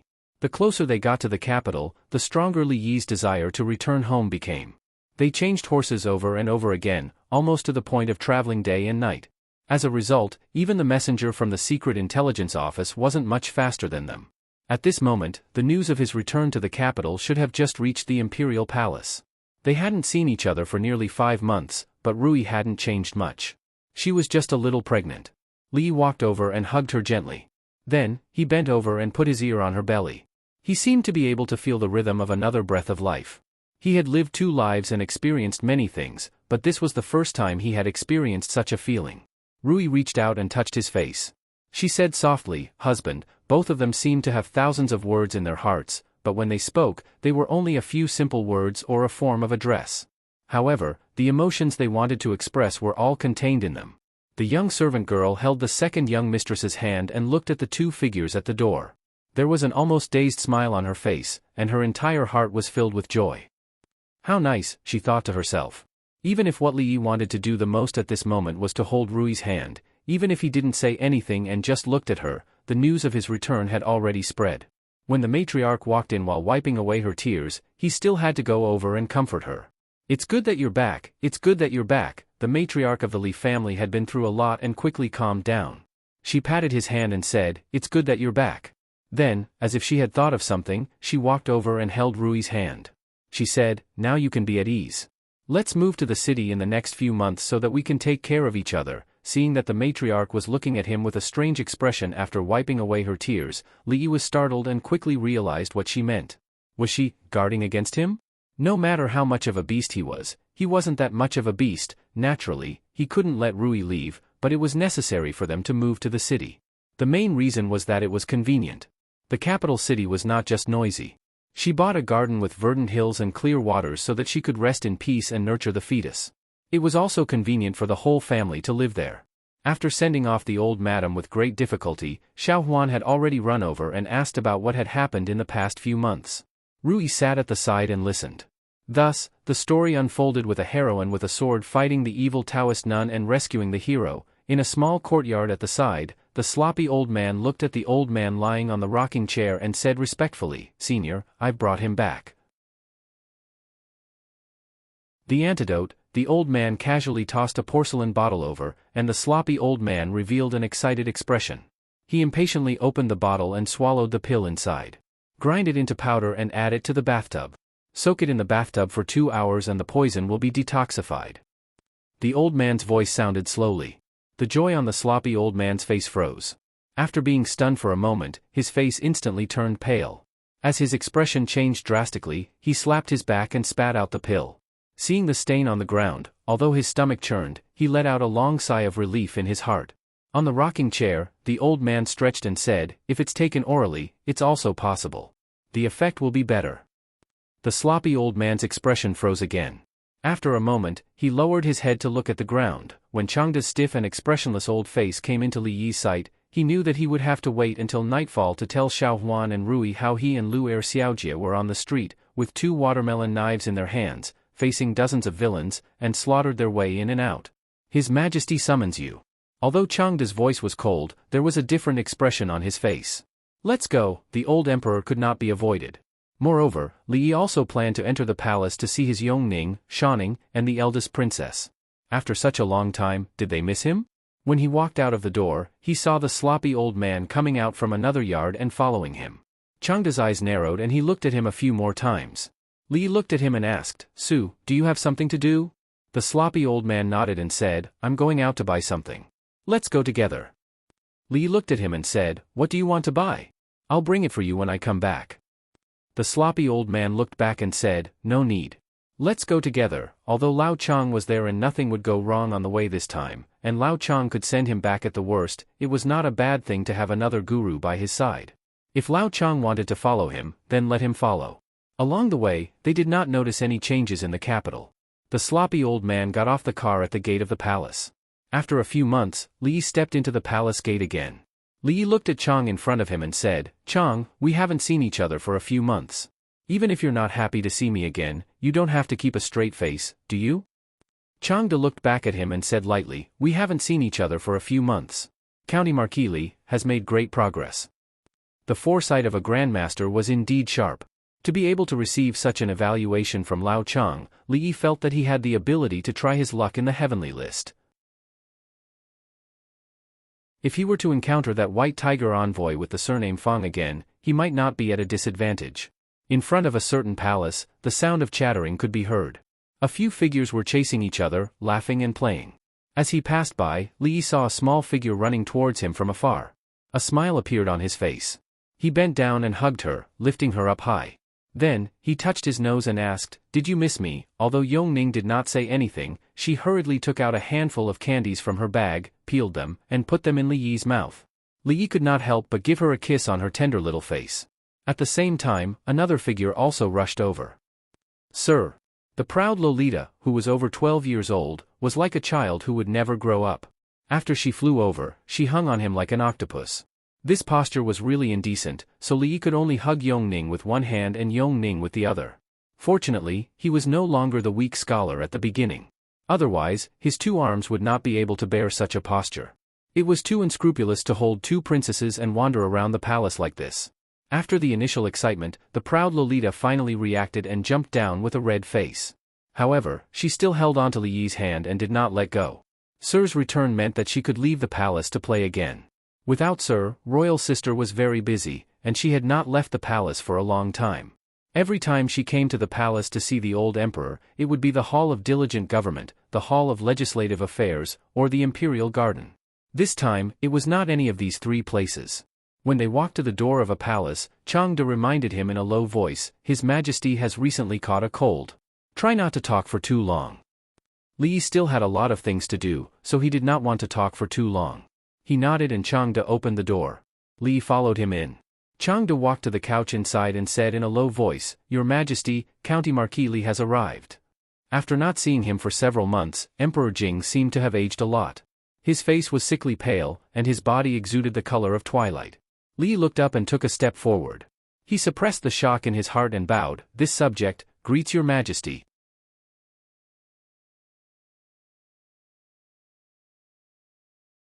Chapter 734. When he saw Emperor Jing lying on the bed, Li Yi once again realized that this wise monarch seemed to be reaching the end of his life. The morning court session had stopped for almost 2 months. For Emperor Jing, who had never stopped this rule for more than 10 years, he would not do this unless he was at the end of his life. You're back. Emperor Jing leaned on the bed and looked at something in his hand. When he looked at Li Yi, a smile appeared on his face. Li Yi nodded and said, You're back. Emperor Jing got off the bed and looked up at him.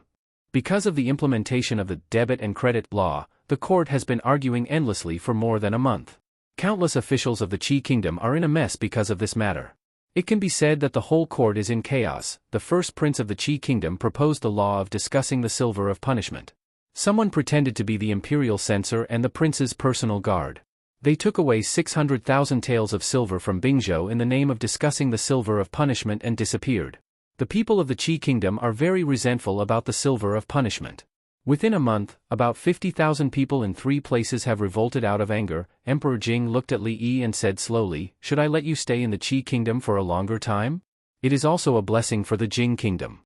If you stay for 8 or 10 years, the Qi Kingdom may perish by itself. Li Yi was stunned and shook his head. What are you talking about, Your Majesty?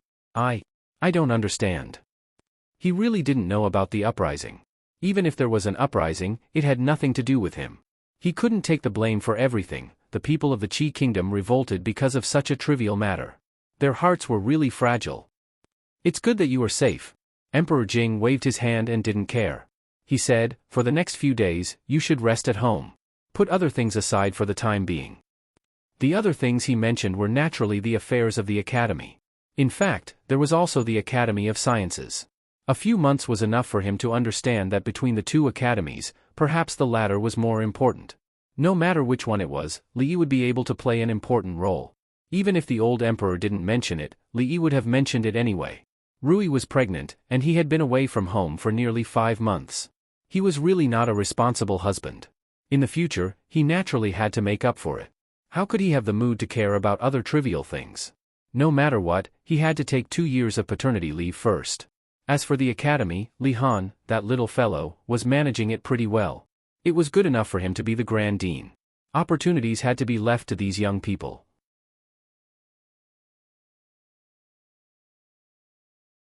Jing Di coughed lightly and said, "If it is not to your taste, Jin will order the catering company to make something else."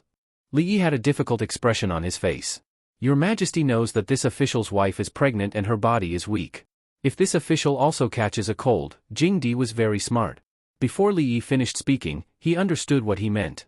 Then the expression on his face became a little dazed. Was he disdaining him? Disdaining the monarch of a country? Disdaining this matter that was regarded as a special honor by countless people?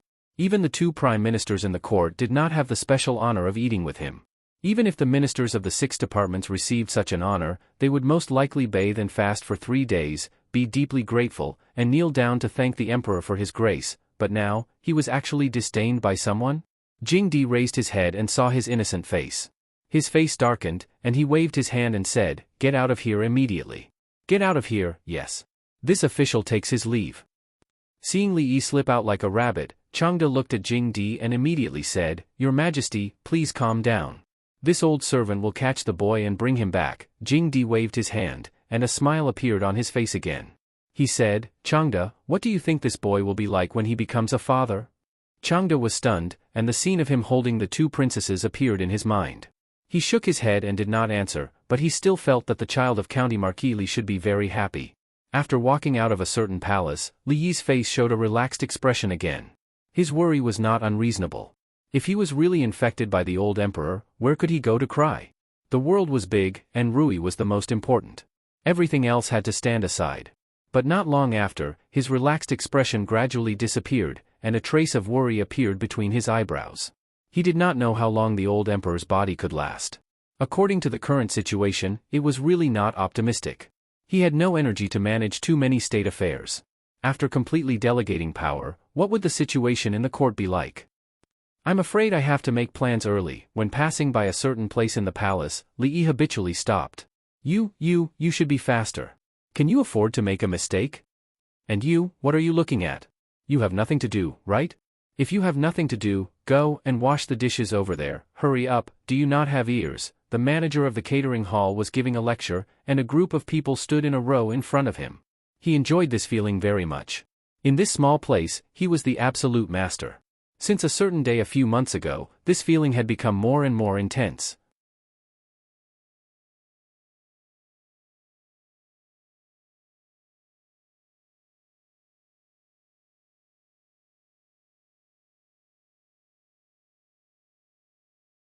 The sarcasm in the few people's hearts immediately turned into jealousy and anger. They had also visited countless times. Not only did they not see the Luo Shui goddess, they didn't even step into the courtyard. What right did this newcomer have to go in and pinch the servant girl's face? Immediately, one of them stood up and angrily asked the few people outside the tea house, "Why didn't you stop him?" Although he was still a little afraid of those people, the anger in his heart took the upper hand at this moment. At the entrance of the tea house, a man who sat there every day drinking tea asked in surprise, "Did I see wrongly?" One of his companions said, "I saw it too. It should be right." As the 2 of them suppressed the shock in their hearts, they saw the young man walking over and questioning them loudly. He raised his head and glanced at him. "Scram! If you don't scram, I'll break your legs." It was obvious that he had suffered a lot from these people. The young man retracted his head and left dejectedly. Xiao Cui came back to her senses. After closing the door, she immediately ran over and exclaimed in surprise, "Li, you're back." Li nodded and asked, "Where are Miss Ruoqing and your Miss?" "Sister Ruoqing and Miss left early in the morning. I don't know when they will be back." Xiao Cui looked at him and added, "They really aren't here this time. Li, sit here for a while. I'll go pour you some tea." Seeing Xiao Cui run off quickly, Li did not sit down at the stone table. Instead, he walked towards the back. The door to the art room was unlatched. He pushed the door open and walked in. The furnishings inside were not too different from what he remembered. There were a few unfinished sketches of undergarments on the table. There were also many sketches hanging in the room. It was slightly messy. When he turned around to leave, he turned his head again and picked up a drawing on the table. Underneath it was also an unfinished drawing. It was a drawing of a young man bent over a table, painting. Li Yi stared at it for a long time before putting it back in its original position. Xiao Cui walked in with a cup of tea and said, Miss and Sister Ruoqing might have gone to a brothel. I don't know where they went and when they will be back. It's fine. Li Yi took the teacup and walked out of the art room. After taking a sip, he placed it on the stone table in the courtyard. His gaze looked around. Not long after, he turned back and smiled at Xiao Cui, saying, when they come back, remember to tell me. I'll be leaving first. Li Yi walked out of the door, passed through Willow Lane, and got on the carriage. The sloppy old man glanced at him and said, I just went over to take a look. That road is not blocked. Li Yi put down the curtain and said, it's been blocked.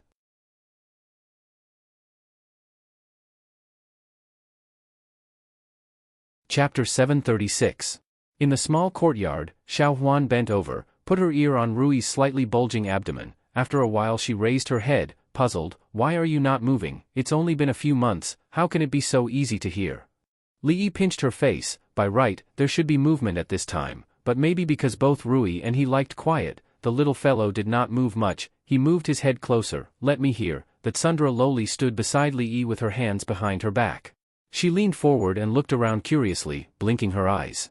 Further away, Yong Ning was sitting on the swing while Duan Wu was pushing her gently from behind. Rui looked at them with a smile on her face. This small courtyard which had been quiet for a long time, finally became lively again. The news of Li Yi's return was not actually known to many people. He only went to the palace once. After returning home, he did not go out. Now it was already the third day. Mainly because it was not easy to come back, he wanted to have a few days of peace, spend more time with Rui. Once the news spread, the family would not be peaceful. Although the experience of these nearly 5 months, although it was more daunting than dangerous, turning misfortunes into blessings and even had some small gains, but after really experiencing it, only then did he know where the dangers lay, and also made him cherish what he had now. The present life was quiet and tranquil, but it was not easy to come by. Peace was indeed not easy to come by, although the news of his return was not widely spread, but there would always be some people who knew through various channels. Li Xian barged in with a black face, looked at him, said angrily, you have been back for 3 days, and you did not tell me. If not for Emingzu mentioning it today, I still do not know about it. It was Li Yi's decision not to tell him for the time being. This fellow never thought of him when there were good things, but he could not forget troublesome things. If he wanted to live a leisurely life, he must avoid him. His dark face was obviously just an act. Li Xian had always been heartless, and his eyes were only filled with those strange things. The next second, an unconcealable joy appeared on his face, and he said, let's go out and have a drink to celebrate. Let's go to the Jade Courtyard, the old place. Fang, on the other hand, nodded his head fiercely, seemingly agreeing with this suggestion. Li waved his hand and said, I won't be going to the Jadefield Courtyard. Since you're already here, stay for a meal.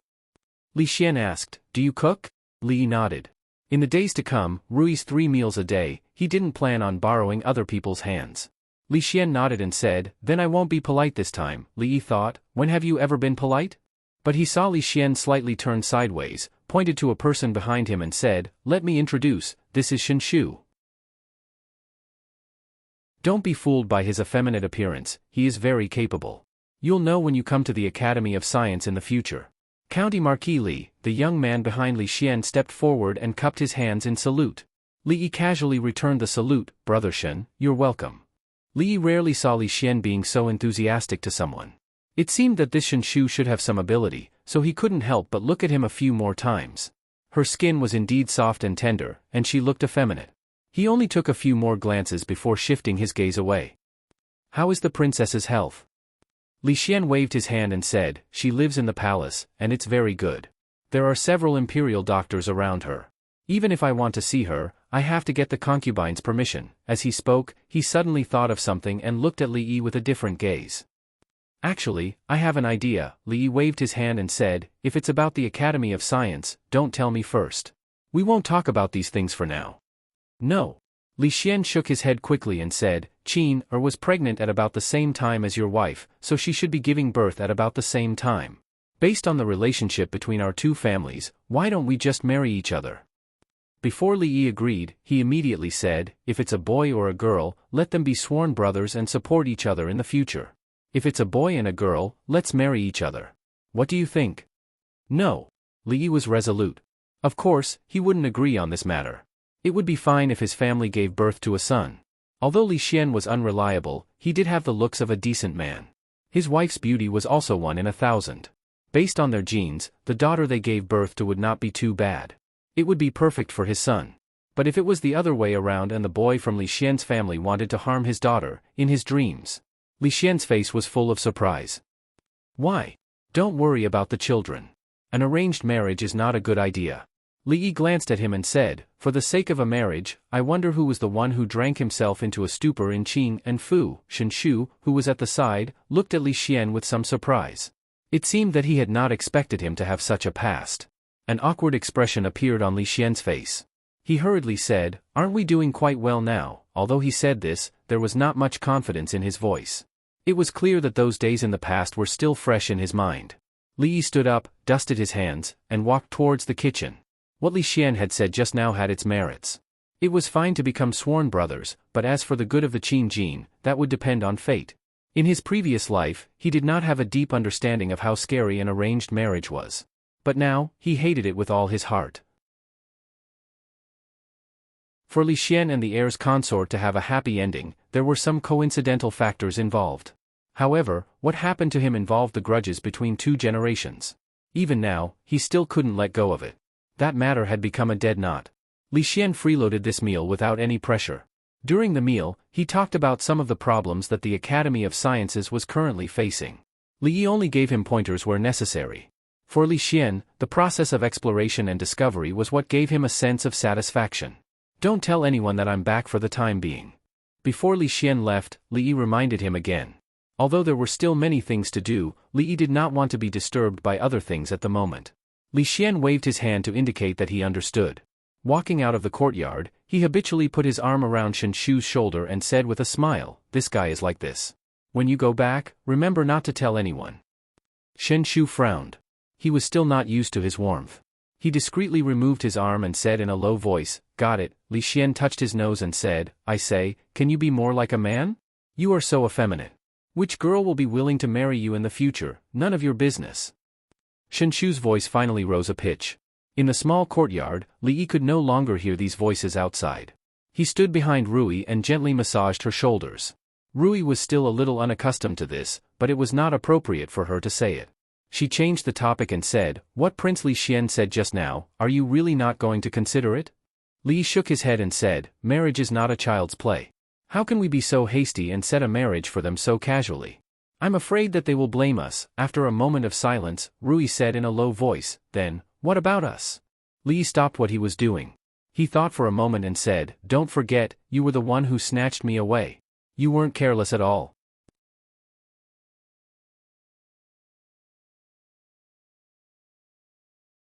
Chapter 737. When a woman was pregnant, her emotions would inevitably become more sensitive. Li Yi did not feel any obvious difference from Rui, but that did not mean that he could be as carefree as usual. Usually, when it came to dealing with small emotions, he would still take it seriously. The old emperor had tacitly approved of his paternity leave and did not send any more workers over. Even the academy did not urge him. For Li Yi, not being able to see Chang's face was something to be happy about. Mississippi Lu had always been restless, but these days, she had a rare moment of peace. Perhaps it was because she was stimulated by Taoist Nun. She practiced martial arts every day and would drag him to practice from time to time.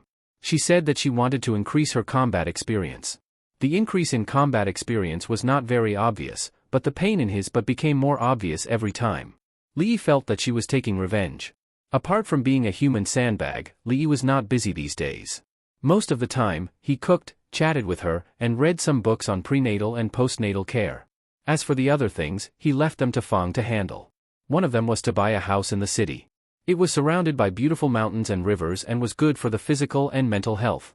Although this place was not far from the capital, it was still outside the city. There were no good places to go around. It was inevitable that he would feel depressed if he stayed at home all the time. Li Yi planned to move there as soon as possible. At that time, it would be more convenient for him to do everything. His favorite place should be Hibiscus Garden, Qiujiang Garden, and a few other places with good feng shui. The environment was good, and most importantly, there were no people. However, this was not a good request. A county marquis occupied the royal garden. It would be strange if the civil and military officials did not go crazy. These days, he often saw the sloppy old man at home. Previously, he thought that the sloppy old man had been entrusted by his second granduncle to travel thousands of miles to the Qi kingdom. Now, it seemed that this was not the case. He saw through it but did not say it. With a grandmaster by his side, the safety factor immediately increased. He originally thought that he could use a pile of white rabbit creamy candies to deal with him. Now, he even saved these things. Although there was nothing to do at home, the things that needed to be done were still piling up. For example, the Wang clan's glass business, the eldest princess's ready-made clothing, embroidery, military rations, and even the perfume, soap, and rui nectar that he didn't need to manage. He had too many businesses under his control. Although he didn't have to do everything himself, it was still necessary for him to understand them. Although these things had to be done sooner or later, they weren't that urgent, so Li Yi naturally pushed them off. There were things that needed to be done, and there were naturally people that needed to be seen. As the carriage passed through the capital once again, the sloppy old man finally understood when he saw the complicated expression that flashed across Li Yi's face. However, it was not the road that was blocked. Perhaps it was something else. Zumo, do you still remember when you were a child, you loved to eat the Su Ji's candied plums? At that time, your mother was afraid that you would break your teeth and wouldn't let you eat it, so you secretly saved up money to sneak out. You were almost caught by a trafficker, and the whole family was scared out of their wits. In a small courtyard deep in Willow Lane, a middle-aged man in a blue robe stood there with a smile on his face. He said, "A few days ago, I had been looking for that shop. I ran all over the capital but couldn't find it. Only yesterday did I find out that it was the Su Ji, but it later changed its name." He placed a paper bag on the stone table, opened it, and said, "It's on Xingping Street. It's now called Fuji. When I came just now, I bought some along the way. Try it and see if it tastes the same as before." Zheng Zumo looked at the paper bag on the table and the candied fruits inside. A trace of confusion appeared on her face, mixed with some memories from so long ago that she couldn't remember them at all. How long ago was that? 11 years, 12 years, or 13 years? At that time, her mother was very strict with her. Being able to eat Suji's candied plums was probably the happiest thing in her life. However, this small wish was actually not very likely to come true. At that time, although her father's official position was not high, he was very strict. Even though the candied plums from the Suji worldwide commerce were not worth much, if she really wanted to eat them to her heart's content, second uncle would secretly buy them for her, and she would eat them under the blanket at night. At that time, she and her second uncle were not like this. However, things in this world could never return to yesterday, let alone 13 years ago. Seeing that she was unmoved, the middle-aged man's eyes dimmed slightly, but he concealed it well and said, "Tomorrow is the Zheng family's banquet. I have a lot of things to do tomorrow." Tsing Shichen was taken aback. He shook his head and said, "It doesn't matter. There will be more opportunities in the future." He looked at the sky and said, "Second uncle still has work to do, so I'll leave first. I'll come see you tomorrow." Only when the middle-aged man turned to leave did Zheng Zumo look up. A hint of pain flashed through the depths of her eyes. "It's all in the past." Wan Ruoqing walked out of the house and looked at her with some heartache. She placed her hand on her shoulder and said softly. Some long-sealed memories emerged from her mind. Zheng Zumo bit her lip, and her face was a little pale. She held Wan Ruoqing's hand tightly and nodded. "It's all in the past." Li walked to the door of the small courtyard. He estimated that Ruoqing and Zheng Zumo should not be there at this time. After hesitating for a moment, he still planned to knock on the door. The courtyard door opened from the inside, and a middle-aged man in a blue robe walked out from inside. Li Yi's movement paused slightly. The assistant minister of the Ministry of Revenue, Tsing Shichen. Why was he here? When Tsing Shichen walked out of the courtyard, he probably thought that the young man outside the courtyard door was some kind of crazy bees and butterflies. These kinds of people had appeared frequently recently, and he had encountered them countless times. His gaze did not even linger on the man's face, and he simply brushed past him. However, after taking 2 steps, he seemed to think of something and turned back abruptly. At this time, the young man had already walked into the courtyard, and the courtyard door was closed. Tsing Shichen froze in place, and then a trace of surprise appeared on his face. Crazy bees and butterflies? If it was just crazy bees and butterflies, it was impossible to enter this courtyard. That person just now, was it him? Li walked into the courtyard, closed the door, and walked inside. When he was still thinking about why he would meet the right assistant minister of the Ministry of Revenue here. If he remembered correctly, the other seemed to belong to the Cui family, and was a firm supporter of the King of Shu. Although there was no direct confrontation with him in the court, this person's status in the King of Shu's faction was not low, and he still had this impression. What puzzled him was that without the permission of the two, it was impossible for outsiders to enter this courtyard, and Sing Shichen was alone. For the time being, he could not figure out these things. Thinking that Xiao Cui should know something, Li Yi passed through the moon door and saw a figure sitting at the stone table in front of him. He said, "Xiao Zumo?" Xiao Cui said these two words halfway before realizing that the person sitting there was Miss Zhang. Her brain was a bit short-circuited, and she suddenly changed her words, sounding like Xiao Zumo. Zhang Zumo and Wan Ruoqing raised their heads at the same time, and the atmosphere in the courtyard began to become a bit awkward. After Li Yi's footsteps stopped, he showed a smile that he thought was brilliant, and waved his hand, saying, "You are all here, what a coincidence."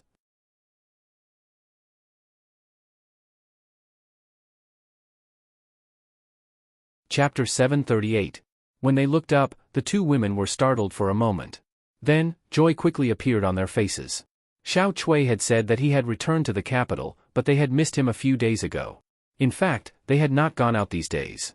The joy on Zhang Zumo's face was quickly concealed. Wan Ruoqing quickly took a few steps forward and then paused. Although she was excited, her voice turned into calmness. "Xiao Cui said before that she thought you would come over in a few days." Li Yi nodded. Without any courtesy or awkwardness, he nodded and said, "I've been delayed by some matters these few days." Wan Ruoqing looked at him and asked with a smile, "How is Madame Li?"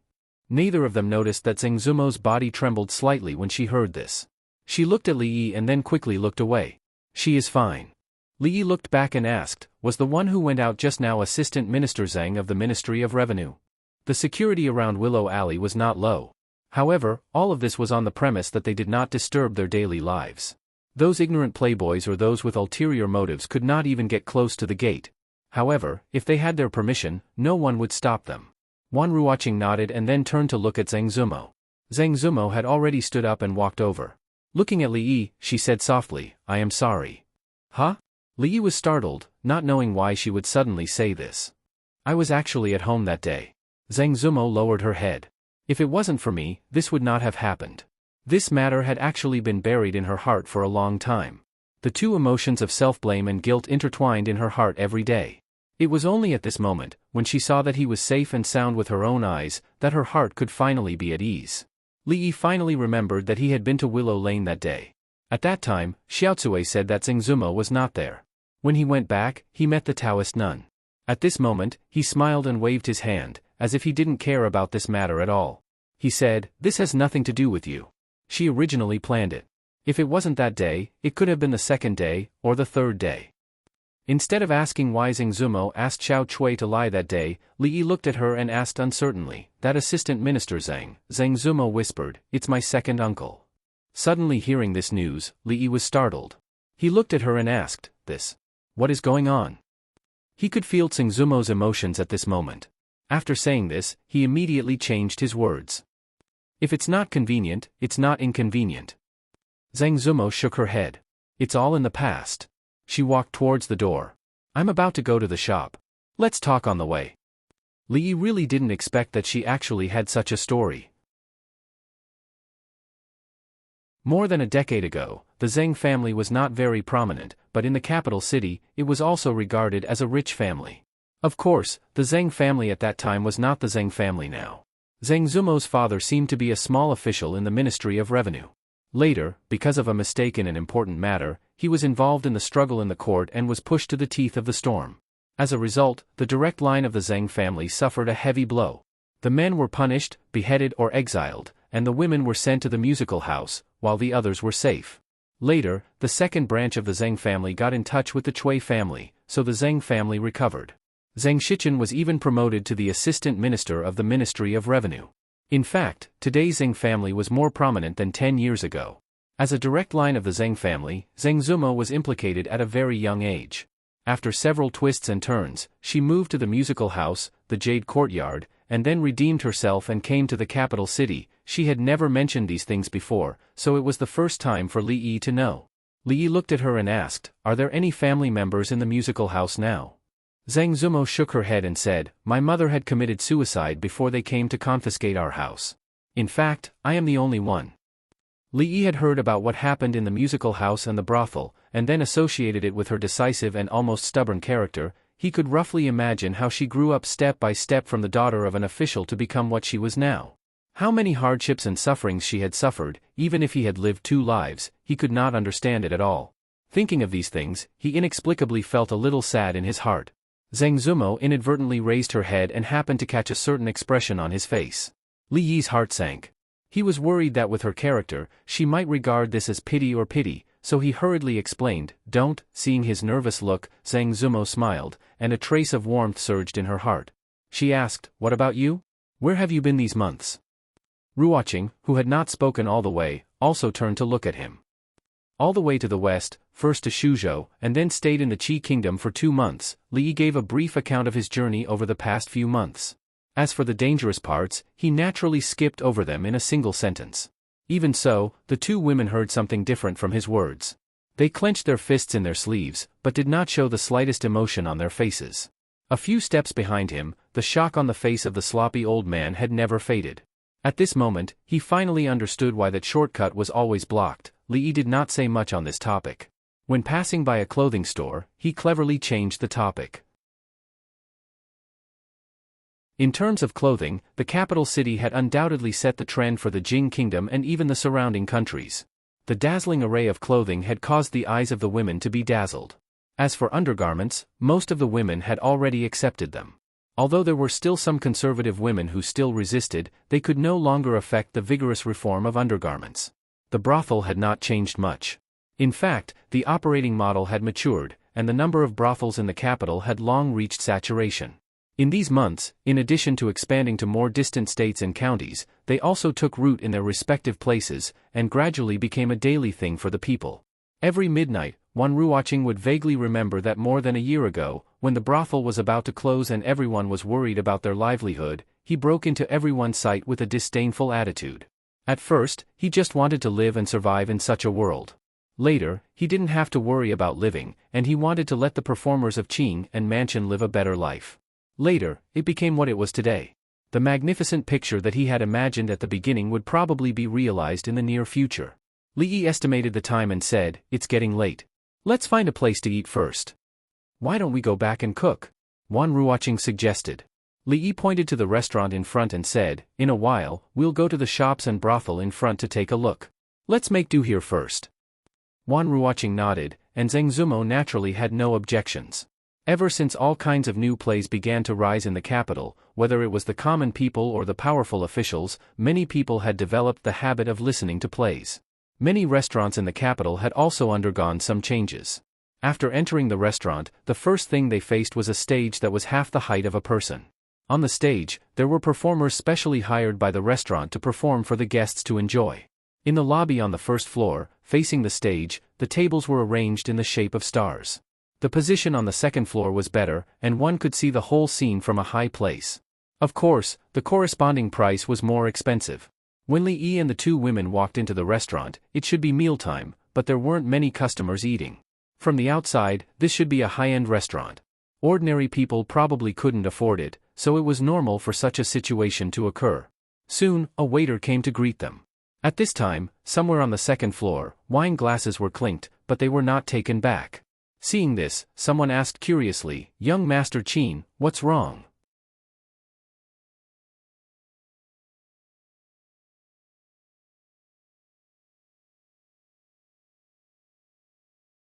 It didn't stop him from thinking that Wei Liangjun, who thought he was smart, was a complete idiot. In the past 5 months, a storm had been brewing in the capital. Some officials had been banished from the capital, but naturally, there were also some officials who had emerged and entered the center of power. The momentary glory made some idiots feel that they could do whatever they wanted in this place. However, he didn't care about how handsome Wei Liang was. Although he didn't want to see that person, he couldn't help but look down. Did that person finally come back? Qin Yu's expression was calm. He pretended to be courteous to the young masters around him who wanted to climb up to the Qin family. As he raised his head to drink, a trace of darkness emerged in the depths of his eyes. Li Yi was ordering dishes. Ordering dishes was actually a science. There were many people ordering how many dishes, how hot or cold, how much soup or dry, all of these were things that had to be paid attention to.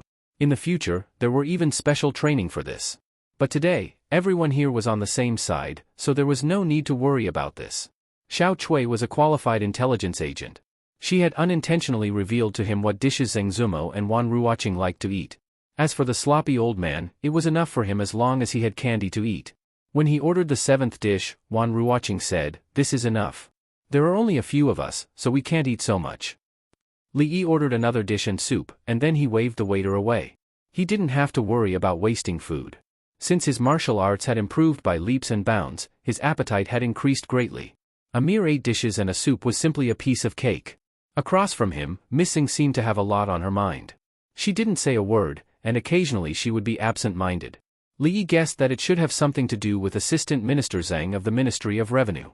The fall of the Zhang family 10 years ago seemed to be inextricably linked to him, so it was no wonder that Zheng Zumo's mood was affected. He had heard Xiao Chui mention before that she would never come to the capital in this life because of this reason.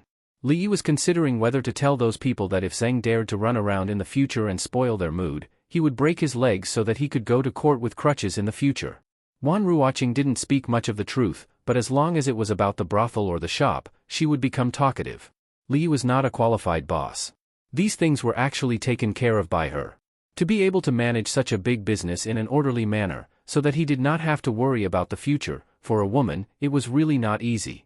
Such a woman should be very good at running a household. Just when Li Yi's mind was somewhat anchored, he suddenly heard a voice in his ear. "Ladies, are you interested in going up for a drink?" Of course, this sentence was not directed at him. When Li Yi looked over, he saw a strange man coming from behind, holding a wine glass in his hand. At this time, he was looking at Wan Ruoqing and speaking. There was always no lack of lascivious men around beautiful women. This kind of situation was very common in this era, not only in this era, but also in the future. Wan Ruoqing was originally talking to Li Yi with a smile on her face. She looked back and calmed down. She shook her head and said, "Sorry, we don't know you." "It doesn't matter. Don't you know me now?" The smile on the young man's face was even wider. He said with a smile, "I am Wei Junliang, and my father is the Assistant Minister of the Ministry of Rights." From the moment he walked over to the moment he said these words, he had not looked at Li Yi once. There was no need at all. After all, there were many spoiled brats in the capital, and there were many that he could not afford to offend. But before this, he had already done his homework. He was already familiar with those people's identities and appearances, but this young man in front of him was not included. Moreover, if he really was someone of status, how could he not have 2 decent guards by his side? As for the old man who looked like he was about to enter his coffin, he automatically ignored him. Assistant Minister of the Ministry of Rights? Li Yi thought about it and asked, "Isn't the Assistant Minister Chen Bo?" Zheng Zumo glanced at him and said in a small voice, "A few months ago, the original Assistant Minister of the Ministry of Rights was removed from his position and imprisoned. The current Assistant Minister's surname is Wei." Li Yi shook his head and said, "The Assistant Minister of the Ministry of Rights, a 4th-rank official. How can he be changed so easily? It's really not easy to be an official nowadays." Zheng Zumo looked at him in surprise. The reason the original Assistant Minister of the Ministry of Rights was investigated was because of the account investigation a few months ago, and that matter, Wan Ruoqing's expression changed slightly when she heard the words Assistant Minister of the Ministry of Rights. She glanced at Li Yi and wondered if this matter would affect him in any way. Then, she looked at the young man and said, "Apologies, my friend is here." "Are you talking about this young lady?" The smile on Wei Junliang's face was still there. He said, "No problem, this young lady can come with us, apologies." Wan Ruoqing's tone was calm. Wei Junliang's expression darkened. He said coldly, "This is not giving me face."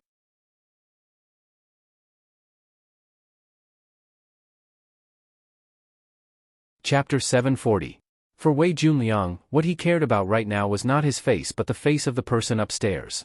He was full of confidence, but his meaning was already very clear. Just now, Duke Qin had glanced down a few times. It was clear that he had thoughts about these 2 beautiful women. Of course, Wei Junliang himself also had thoughts about them, but in front of Duke Qin, he could only give way. Only by satisfying Duke Qin could the Wei family advance further. This was not only his intention, but also the intention of his father, the Assistant Minister. Although he hadn't been in Jingdo for long, during this time, as long as he announced his father's name, any woman would throw themselves at him. Even in Jingdo, an assistant minister was considered a high-ranking official in court. If he went back with his tail between his legs, not only would he lose face, but he would also be laughed at by the people above him. He would probably also leave a bad impression with Duke Qin. Wei Junliang's expression completely darkened.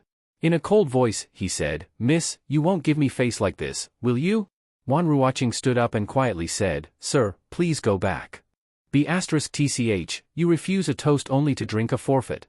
At this moment, Wei Junliang could no longer suppress the humiliation and anger in his heart. He raised the wine cup in his hand and splashed it toward her face. Wan Ruoqing's expression changed. As she retreated, a white hand appeared in front of her eyes and blocked all the wine. As she retreated, she accidentally bumped into a chair and lost her balance. At this moment, another arm seized the opportunity to wrap around her slender waist. Time seemed to return to 2 years ago. That night in Ningguang Manor, he seemed to have appeared in such a manner. The pain from her calf seemed to disappear into thin air. Wen Li turned around and asked her, "Are you all right?" She shook her head, and a faint blush rose to her face. To the side, Zhang Zumo raised her head and glanced at him. Her gaze quickly moved away. Wei Junliang narrowed his eyes and looked at the young man who had appeared in front of him. He said in a cold tone, "A hero saving the damsel in distress?" Although he had blocked the wine, Li noticed that Wan Ruoqing's clothes were still stained with a few drops of wine. He shook his hand to get rid of some of the wine and walked over. He wiped the back of his hand on the luxurious clothes of the son of the assistant minister of the Ministry of Rights. He said, "This girl's clothes are dirty. You have to pay for it. I am honest with you. 10,000 taels of silver. Remember to send it over before tomorrow. You should be able to easily find out where they live. Remember, 10,000 taels, not a penny less." Wei Junliang was stunned by his action. By the time he reacted, there were already a few handprints on his clothes. Although this piece of clothing was expensive, it was not the most important thing at the moment. How dare he talk to me like that? That woman's clothes, compensation of 10,000 taels? He really dared to say it. The people above should have seen what happened below. At this moment, Wei Junliang had no time to think about why the young man in front of him had the confidence to say these things to him. Instead, he calmed down and said lightly, "I want his hand." The two strong men who had been standing behind him heard this and walked up expressionlessly. "I want his hand." This sentence was somewhat familiar. Li felt like he had heard it somewhere, and it shouldn't be too long ago. Then he remembered where he had heard it. He couldn't help but sigh in his heart. These young people always wanted someone's hand.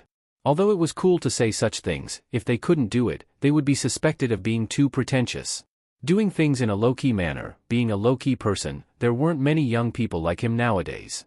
In fact, when Wei Junliang came down, the shopkeeper of the restaurant had been watching from the side. He knew that the person in front of him was the son of the new assistant minister of the Ministry of Rights. He had just moved to the capital and was in the limelight. Even the people behind him couldn't afford to offend him. This kind of battle was something he really didn't want to participate in, but if there really was a big mess in this restaurant, then this would be the end of his career as a shopkeeper. However, as soon as he stepped forward, before he could even show a flattering smile, he was glared at by Wei Junliang coldly. He shivered and immediately retreated. Seeing the two people walk towards Li, Wan Ruoqing and Zhang Zumo's expressions both changed. Although they knew that he seemed to know some martial arts, the two people in front of them seemed a bit imposing. The sloppy old man sat firmly in his seat. The big white rabbit was gone. He habitually tossed a broad bean into his mouth and said, "Don't panic, don't panic. It doesn't matter how many of these people come. You have to believe in your man." At this moment, he sighed in his heart and even felt a tinge of sourness. No matter where this brat was, there was no lack of beautiful women by his side, whether it was at home or outside, or even in the kingdom of Qi. That girl surnamed Lin must have some special feelings for him. To think that when he was young, Su Tian could be considered to be elegant and elegant, attracting the admiration of countless women. How could it be that at that time, he was only focused on martial arts? As he thought of this, a look of reminiscence appeared on his face. Being interrupted like this, the two women blushed at the same time. Zhang Zumo turned back to glare at him and secretly spat. But at this moment, the sound of a heavy object falling to the ground could be heard. Looking back at the scene in front of them, both Wan Ruoqing and Zhang Zumo were a bit stunned. The two men fell to the ground, each holding an arm. Bean-sized beads of sweat rolled down their foreheads. Wei Junliang's mouth was wide open and the shopkeeper's face was full of shock. Several of the diners who were paying attention to this table dropped their chopsticks to the ground. No matter how one looked at it, it was hard to tell that the two strong men did not even have the slightest ability to fight back in front of this frail-looking young man. When Li walked over to Wei Junliang, the latter's expression had already changed a bit, but it was not obvious. He only said coldly, "No matter who you are, you can't bear the price for touching me." Li Yi smiled and reached out to tug at the corner of his mouth. He shook his head and said, "Young man, don't keep saying things like face and price all the time. That's not good." The scene before them was really quite dramatic. The two were about the same age. In fact, Wei Junliang looked a bit older. So when the young man put on the appearance of an elder and said those words to Wei Junliang as if he was reprimanding a junior, the scene was a bit out of control. At that moment, someone in the corner laughed. Even though the scene before them was beyond their expectations and they couldn't help but laugh, it also showed that this young man had a lot of scruples about the title of the Assistant Minister of the Ministry of Rights. After all, Wei Junliang was the son of the Assistant Minister of the Ministry of Rights. If he really treated him like how he treated the two guards and crippled one of his arms, things would be irreversible. Wei Junliang was naturally furious that his face was pulled in front of everyone. He wanted to say, "Who the F***ck are you?" but he didn't dare to. If he really angered this madman, it wouldn't be worth it if he got hurt. But after this, he had to vent his anger. This madman in front of him and the two women, they could not escape from his hands. This guy called Wei Junliang was very stubborn. When he pulled him, it was far from the feeling of Xiaohuan and Mississippi Lu. Li Yi let go of his hand and patted his shoulder. He said, "Remember to pay for the clothes. Don't forget." Then he said to the shopkeeper, "Please hurry the kitchen, the food is too slow." The shopkeeper was stunned on the spot. How could he still think of eating at a time like this? Did he really think that they could eat this meal in peace? This person doesn't treat the assistant minister as an assistant minister. After saying that, Li Yi raised his head and looked at a certain place upstairs. He sighed softly with a complicated expression on his face. It was really a small world. When he looked away, a sharp glint appeared in his eyes. Some things, if done too much, will become meaningless.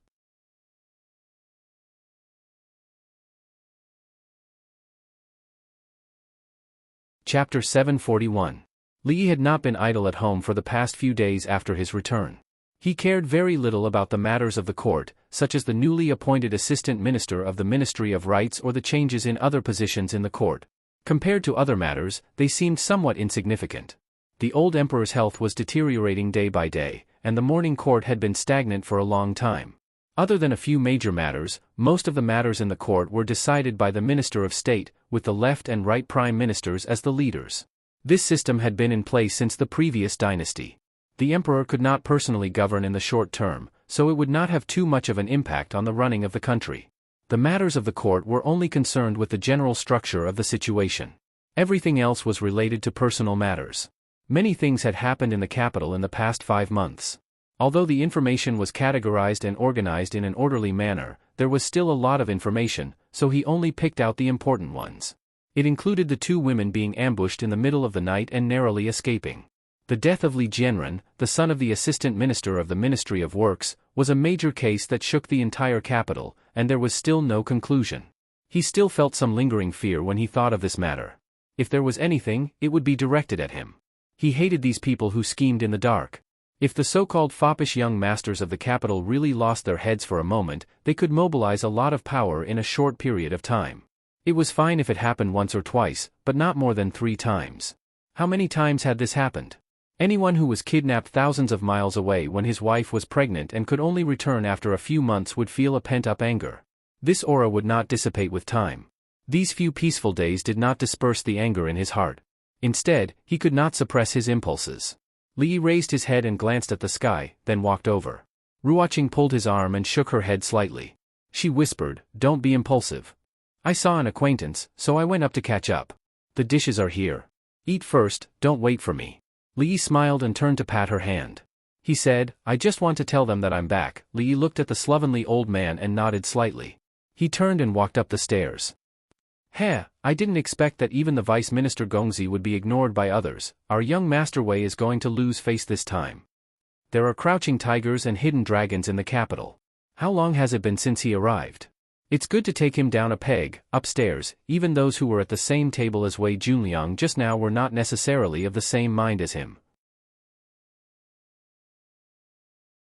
Although they all needed to curry favor with young Duke Qin, they were also secretly competing with each other. Seeing Wei Junliang's setback, they naturally couldn't help but tease him a little. However, as soon as they finished speaking, they noticed that Xing Zijian's expression had changed. As for young Duke Qin, his hand that was holding the wine cup stopped in midair, his expression slightly unnatural. The sound of footsteps could be heard as they went up the stairs one after another. The footsteps were short but powerful. In this quiet restaurant, they were exceptionally clear. They quickly turned their heads and saw the young man who had been downstairs a moment ago walking up the stairs. What is he doing? The people downstairs who saw this scene all revealed expressions of extreme shock on their faces. The person sitting upstairs was an even more hedonistic hedonist than Wei Junliang. The shopkeeper raised his head to take a look. He seemed to have thought of something and suddenly felt a little dizzy. It can't be, 5 months was not a long time, but it was not a short time either. From when Wei Junliang came downstairs until now, some of the people present seemed to have remembered some people or things that had almost been forgotten. Their faces were stunned and their hearts trembled. It can't be. They muttered to themselves in their hearts. At this moment, Wei Junliang had also come back to his senses. Seeing that the person had already walked up the stairs, he quickly followed and shouted, "What are you doing? Stop!" Under the astonished gazes of the restaurant customers, the contemplative gazes of the hedonists at the table, and the sound of Wei Junliang's hurried footsteps upstairs, Li Yi walked to the side of the table and to Qin Yu's side. "Is there a point?" He looked at Qin Yu with a calm expression, like an ancient well without ripples.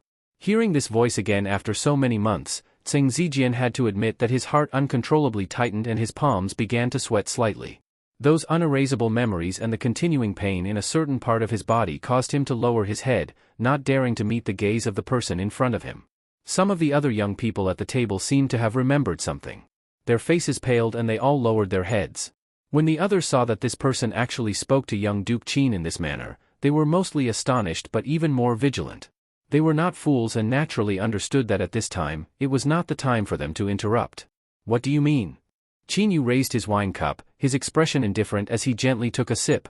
"I said." Li Yi's voice paused. "Is there a point?" When he said the last sentence, his voice was slightly raised. Slap. The slap was loud and clear, followed by the sound of porcelain breaking. The people at the table saw the young man slap young Duke Qin's face.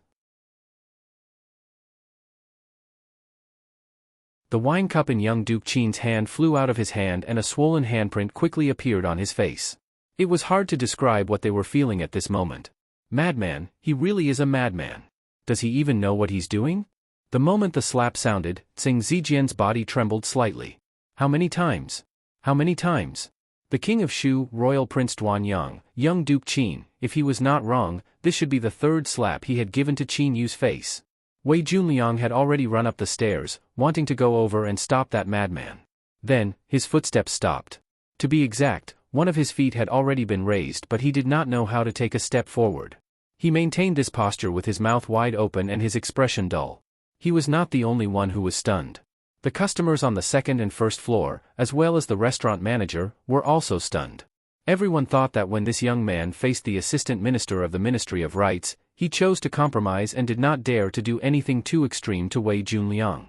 However, now that he had slapped young Duke Qin's face, was he telling them that the son of a mere assistant minister of the Ministry of Rites was not qualified enough? The slovenly elder ate a broad bean and looked up in astonishment. He had to admit that this was the first time he saw this side of this boy. Wan Ruoqing and Zhang Zumo's expressions changed at the same time. They stood up and quickly walked upstairs. One side of Qin Yu's face was already swollen and looked somewhat comical.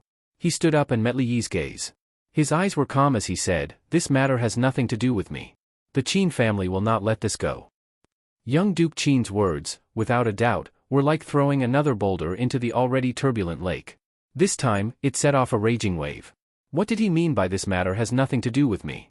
Regardless of whether or not it had anything to do with him, with his status, shouldn't he pay back 10 times, 100 times more, and even make the other party beg for death?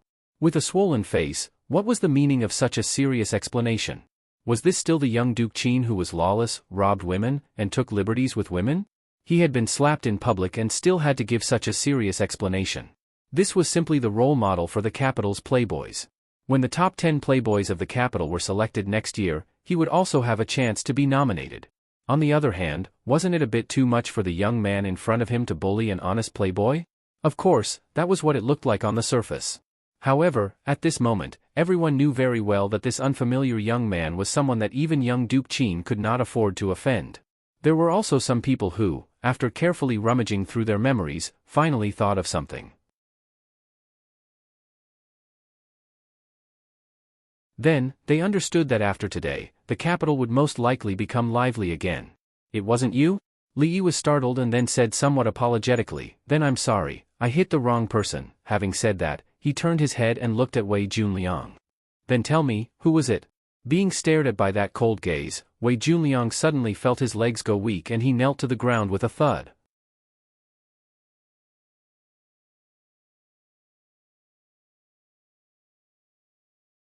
Chapter 742. Arrogant, he was simply too arrogant. Among the younger generation of the capital, there wasn't a third person who dared to slap Duke Qin in front of everyone. The reason why it was the third was because there was one person who wasn't in the capital. However, there was only one person who could say, sorry, I got the wrong number, in such a nonchalant manner after the slap, and let the matter pass so easily. If Wei Junliang still didn't know that this unfamiliar young man in front of him was someone he couldn't afford to offend, including Duke Qin, then he would have lived the first half of his life in vain. However, while he understood, there were others who didn't. Arrogant, too arrogant. A 14 or 15-year-old youth slammed the table and stood up. He ordered the group of guards behind him, what are you waiting for? Hurry up and bring him to the authorities. Immediately, 2 guards walked over from behind and looked around. When they saw that the guards of the other young masters hadn't made a move, they couldn't help but freeze on the spot and didn't dare to step forward. Wei Junliang's 2 guards were still lying on the floor. They didn't think they were stronger than those 2. If they insisted on putting on a strong front, they might end up like them. Wang Yu. Someone beside him reminded him in a low voice. Just by looking at Duke Qin's reaction, they knew that today's matter was beyond their control. How could an unrelated person from a branch of the Wang family act like a big shot at this time? Wang Yu? Li Yi raised his brows and asked, which Wang family? The youth had a smug look on his face as he said loudly, Luochuan Wang family. Do you dare to offend the Luochuan Wang family? The Qin family only relied on Prime Minister Qin. Without Prime Minister Qin, the Luochuan Wang family, which had a deep foundation, would far surpass the Qin family in terms of family wealth and influence. As a super family that could stand up to the Cui family, there weren't many in the entire Jing kingdom. Of course, Wang Yu was only a junior from the branch of the Luochuan Wang family. His status in the Wang family couldn't be compared to the direct descendants like Wang Yong and Wang Dan. However, this didn't stop him from using the Wang family's name to scare outsiders. Even in the capital city where heroes gathered, the words Wang clan of Luochuan could indeed shock a large group of people.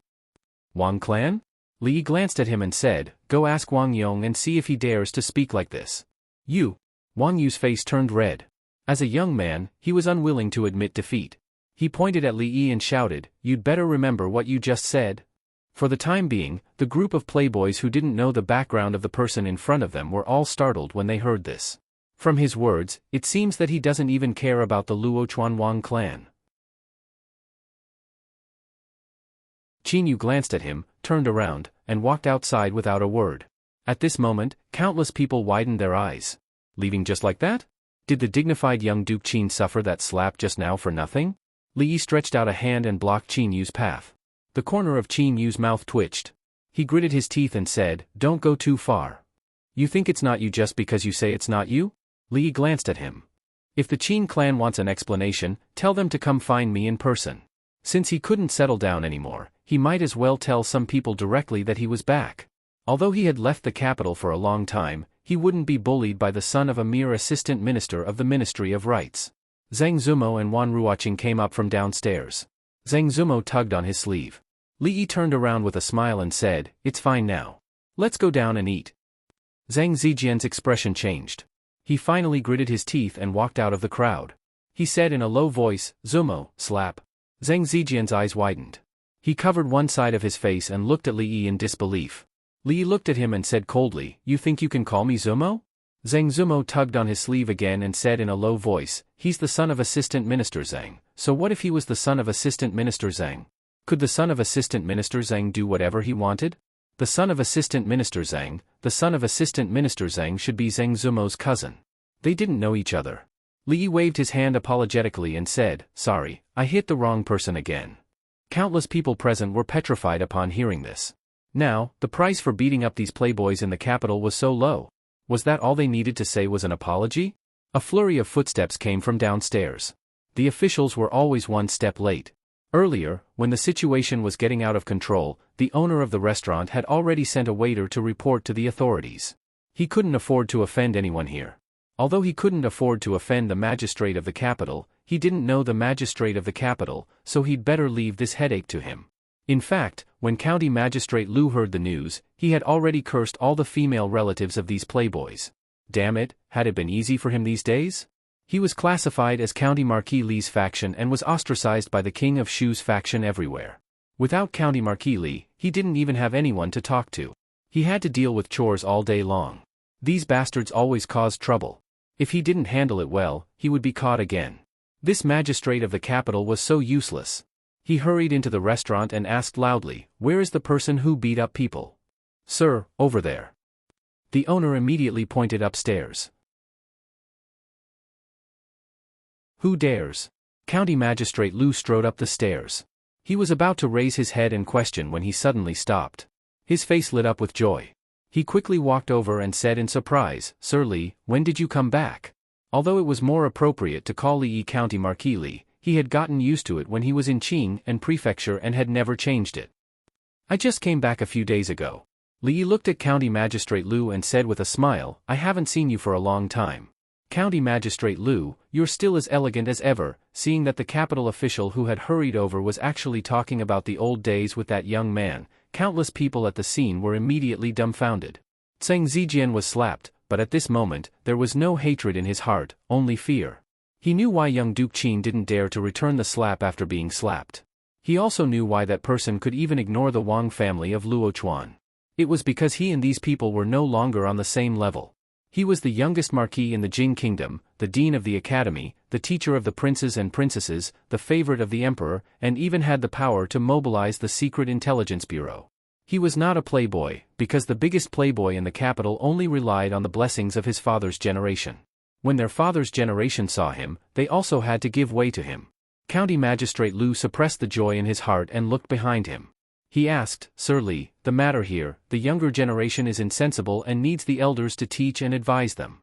Otherwise, I'm afraid they will go astray in the future." Li waved his hand and said, "It's just a small matter. There's no need to trouble Sir Liu. Let their elders take them back and discipline them well." As soon as these words came out, everyone at the table, including Zheng Zijian, changed their expressions. He meant that all the people present today, none of them could leave. If their elders came here to take them back, they would probably be turned upside down after they went back. At this moment, County Magistrate Liu had already understood some meaning from Li Yi's words. He was secretly delighted. This time, County Marquis Li was really angry. It was a good opportunity for him to frighten those who secretly played tricks. County Magistrate Liu waved his hand, and the yamen runners and constables behind him had surrounded the stairs. He smiled and stretched out his hand, saying, "Sir Li, please." Li looked back at the two women and said, "Don't stand here. Let's go down and eat." Under the gaze of all the people in the building, they went down the stairs. When passing by the shopkeeper, Li looked at him discontentedly and asked with a frown, "What's the matter? It's been so long, but not a single dish has been served."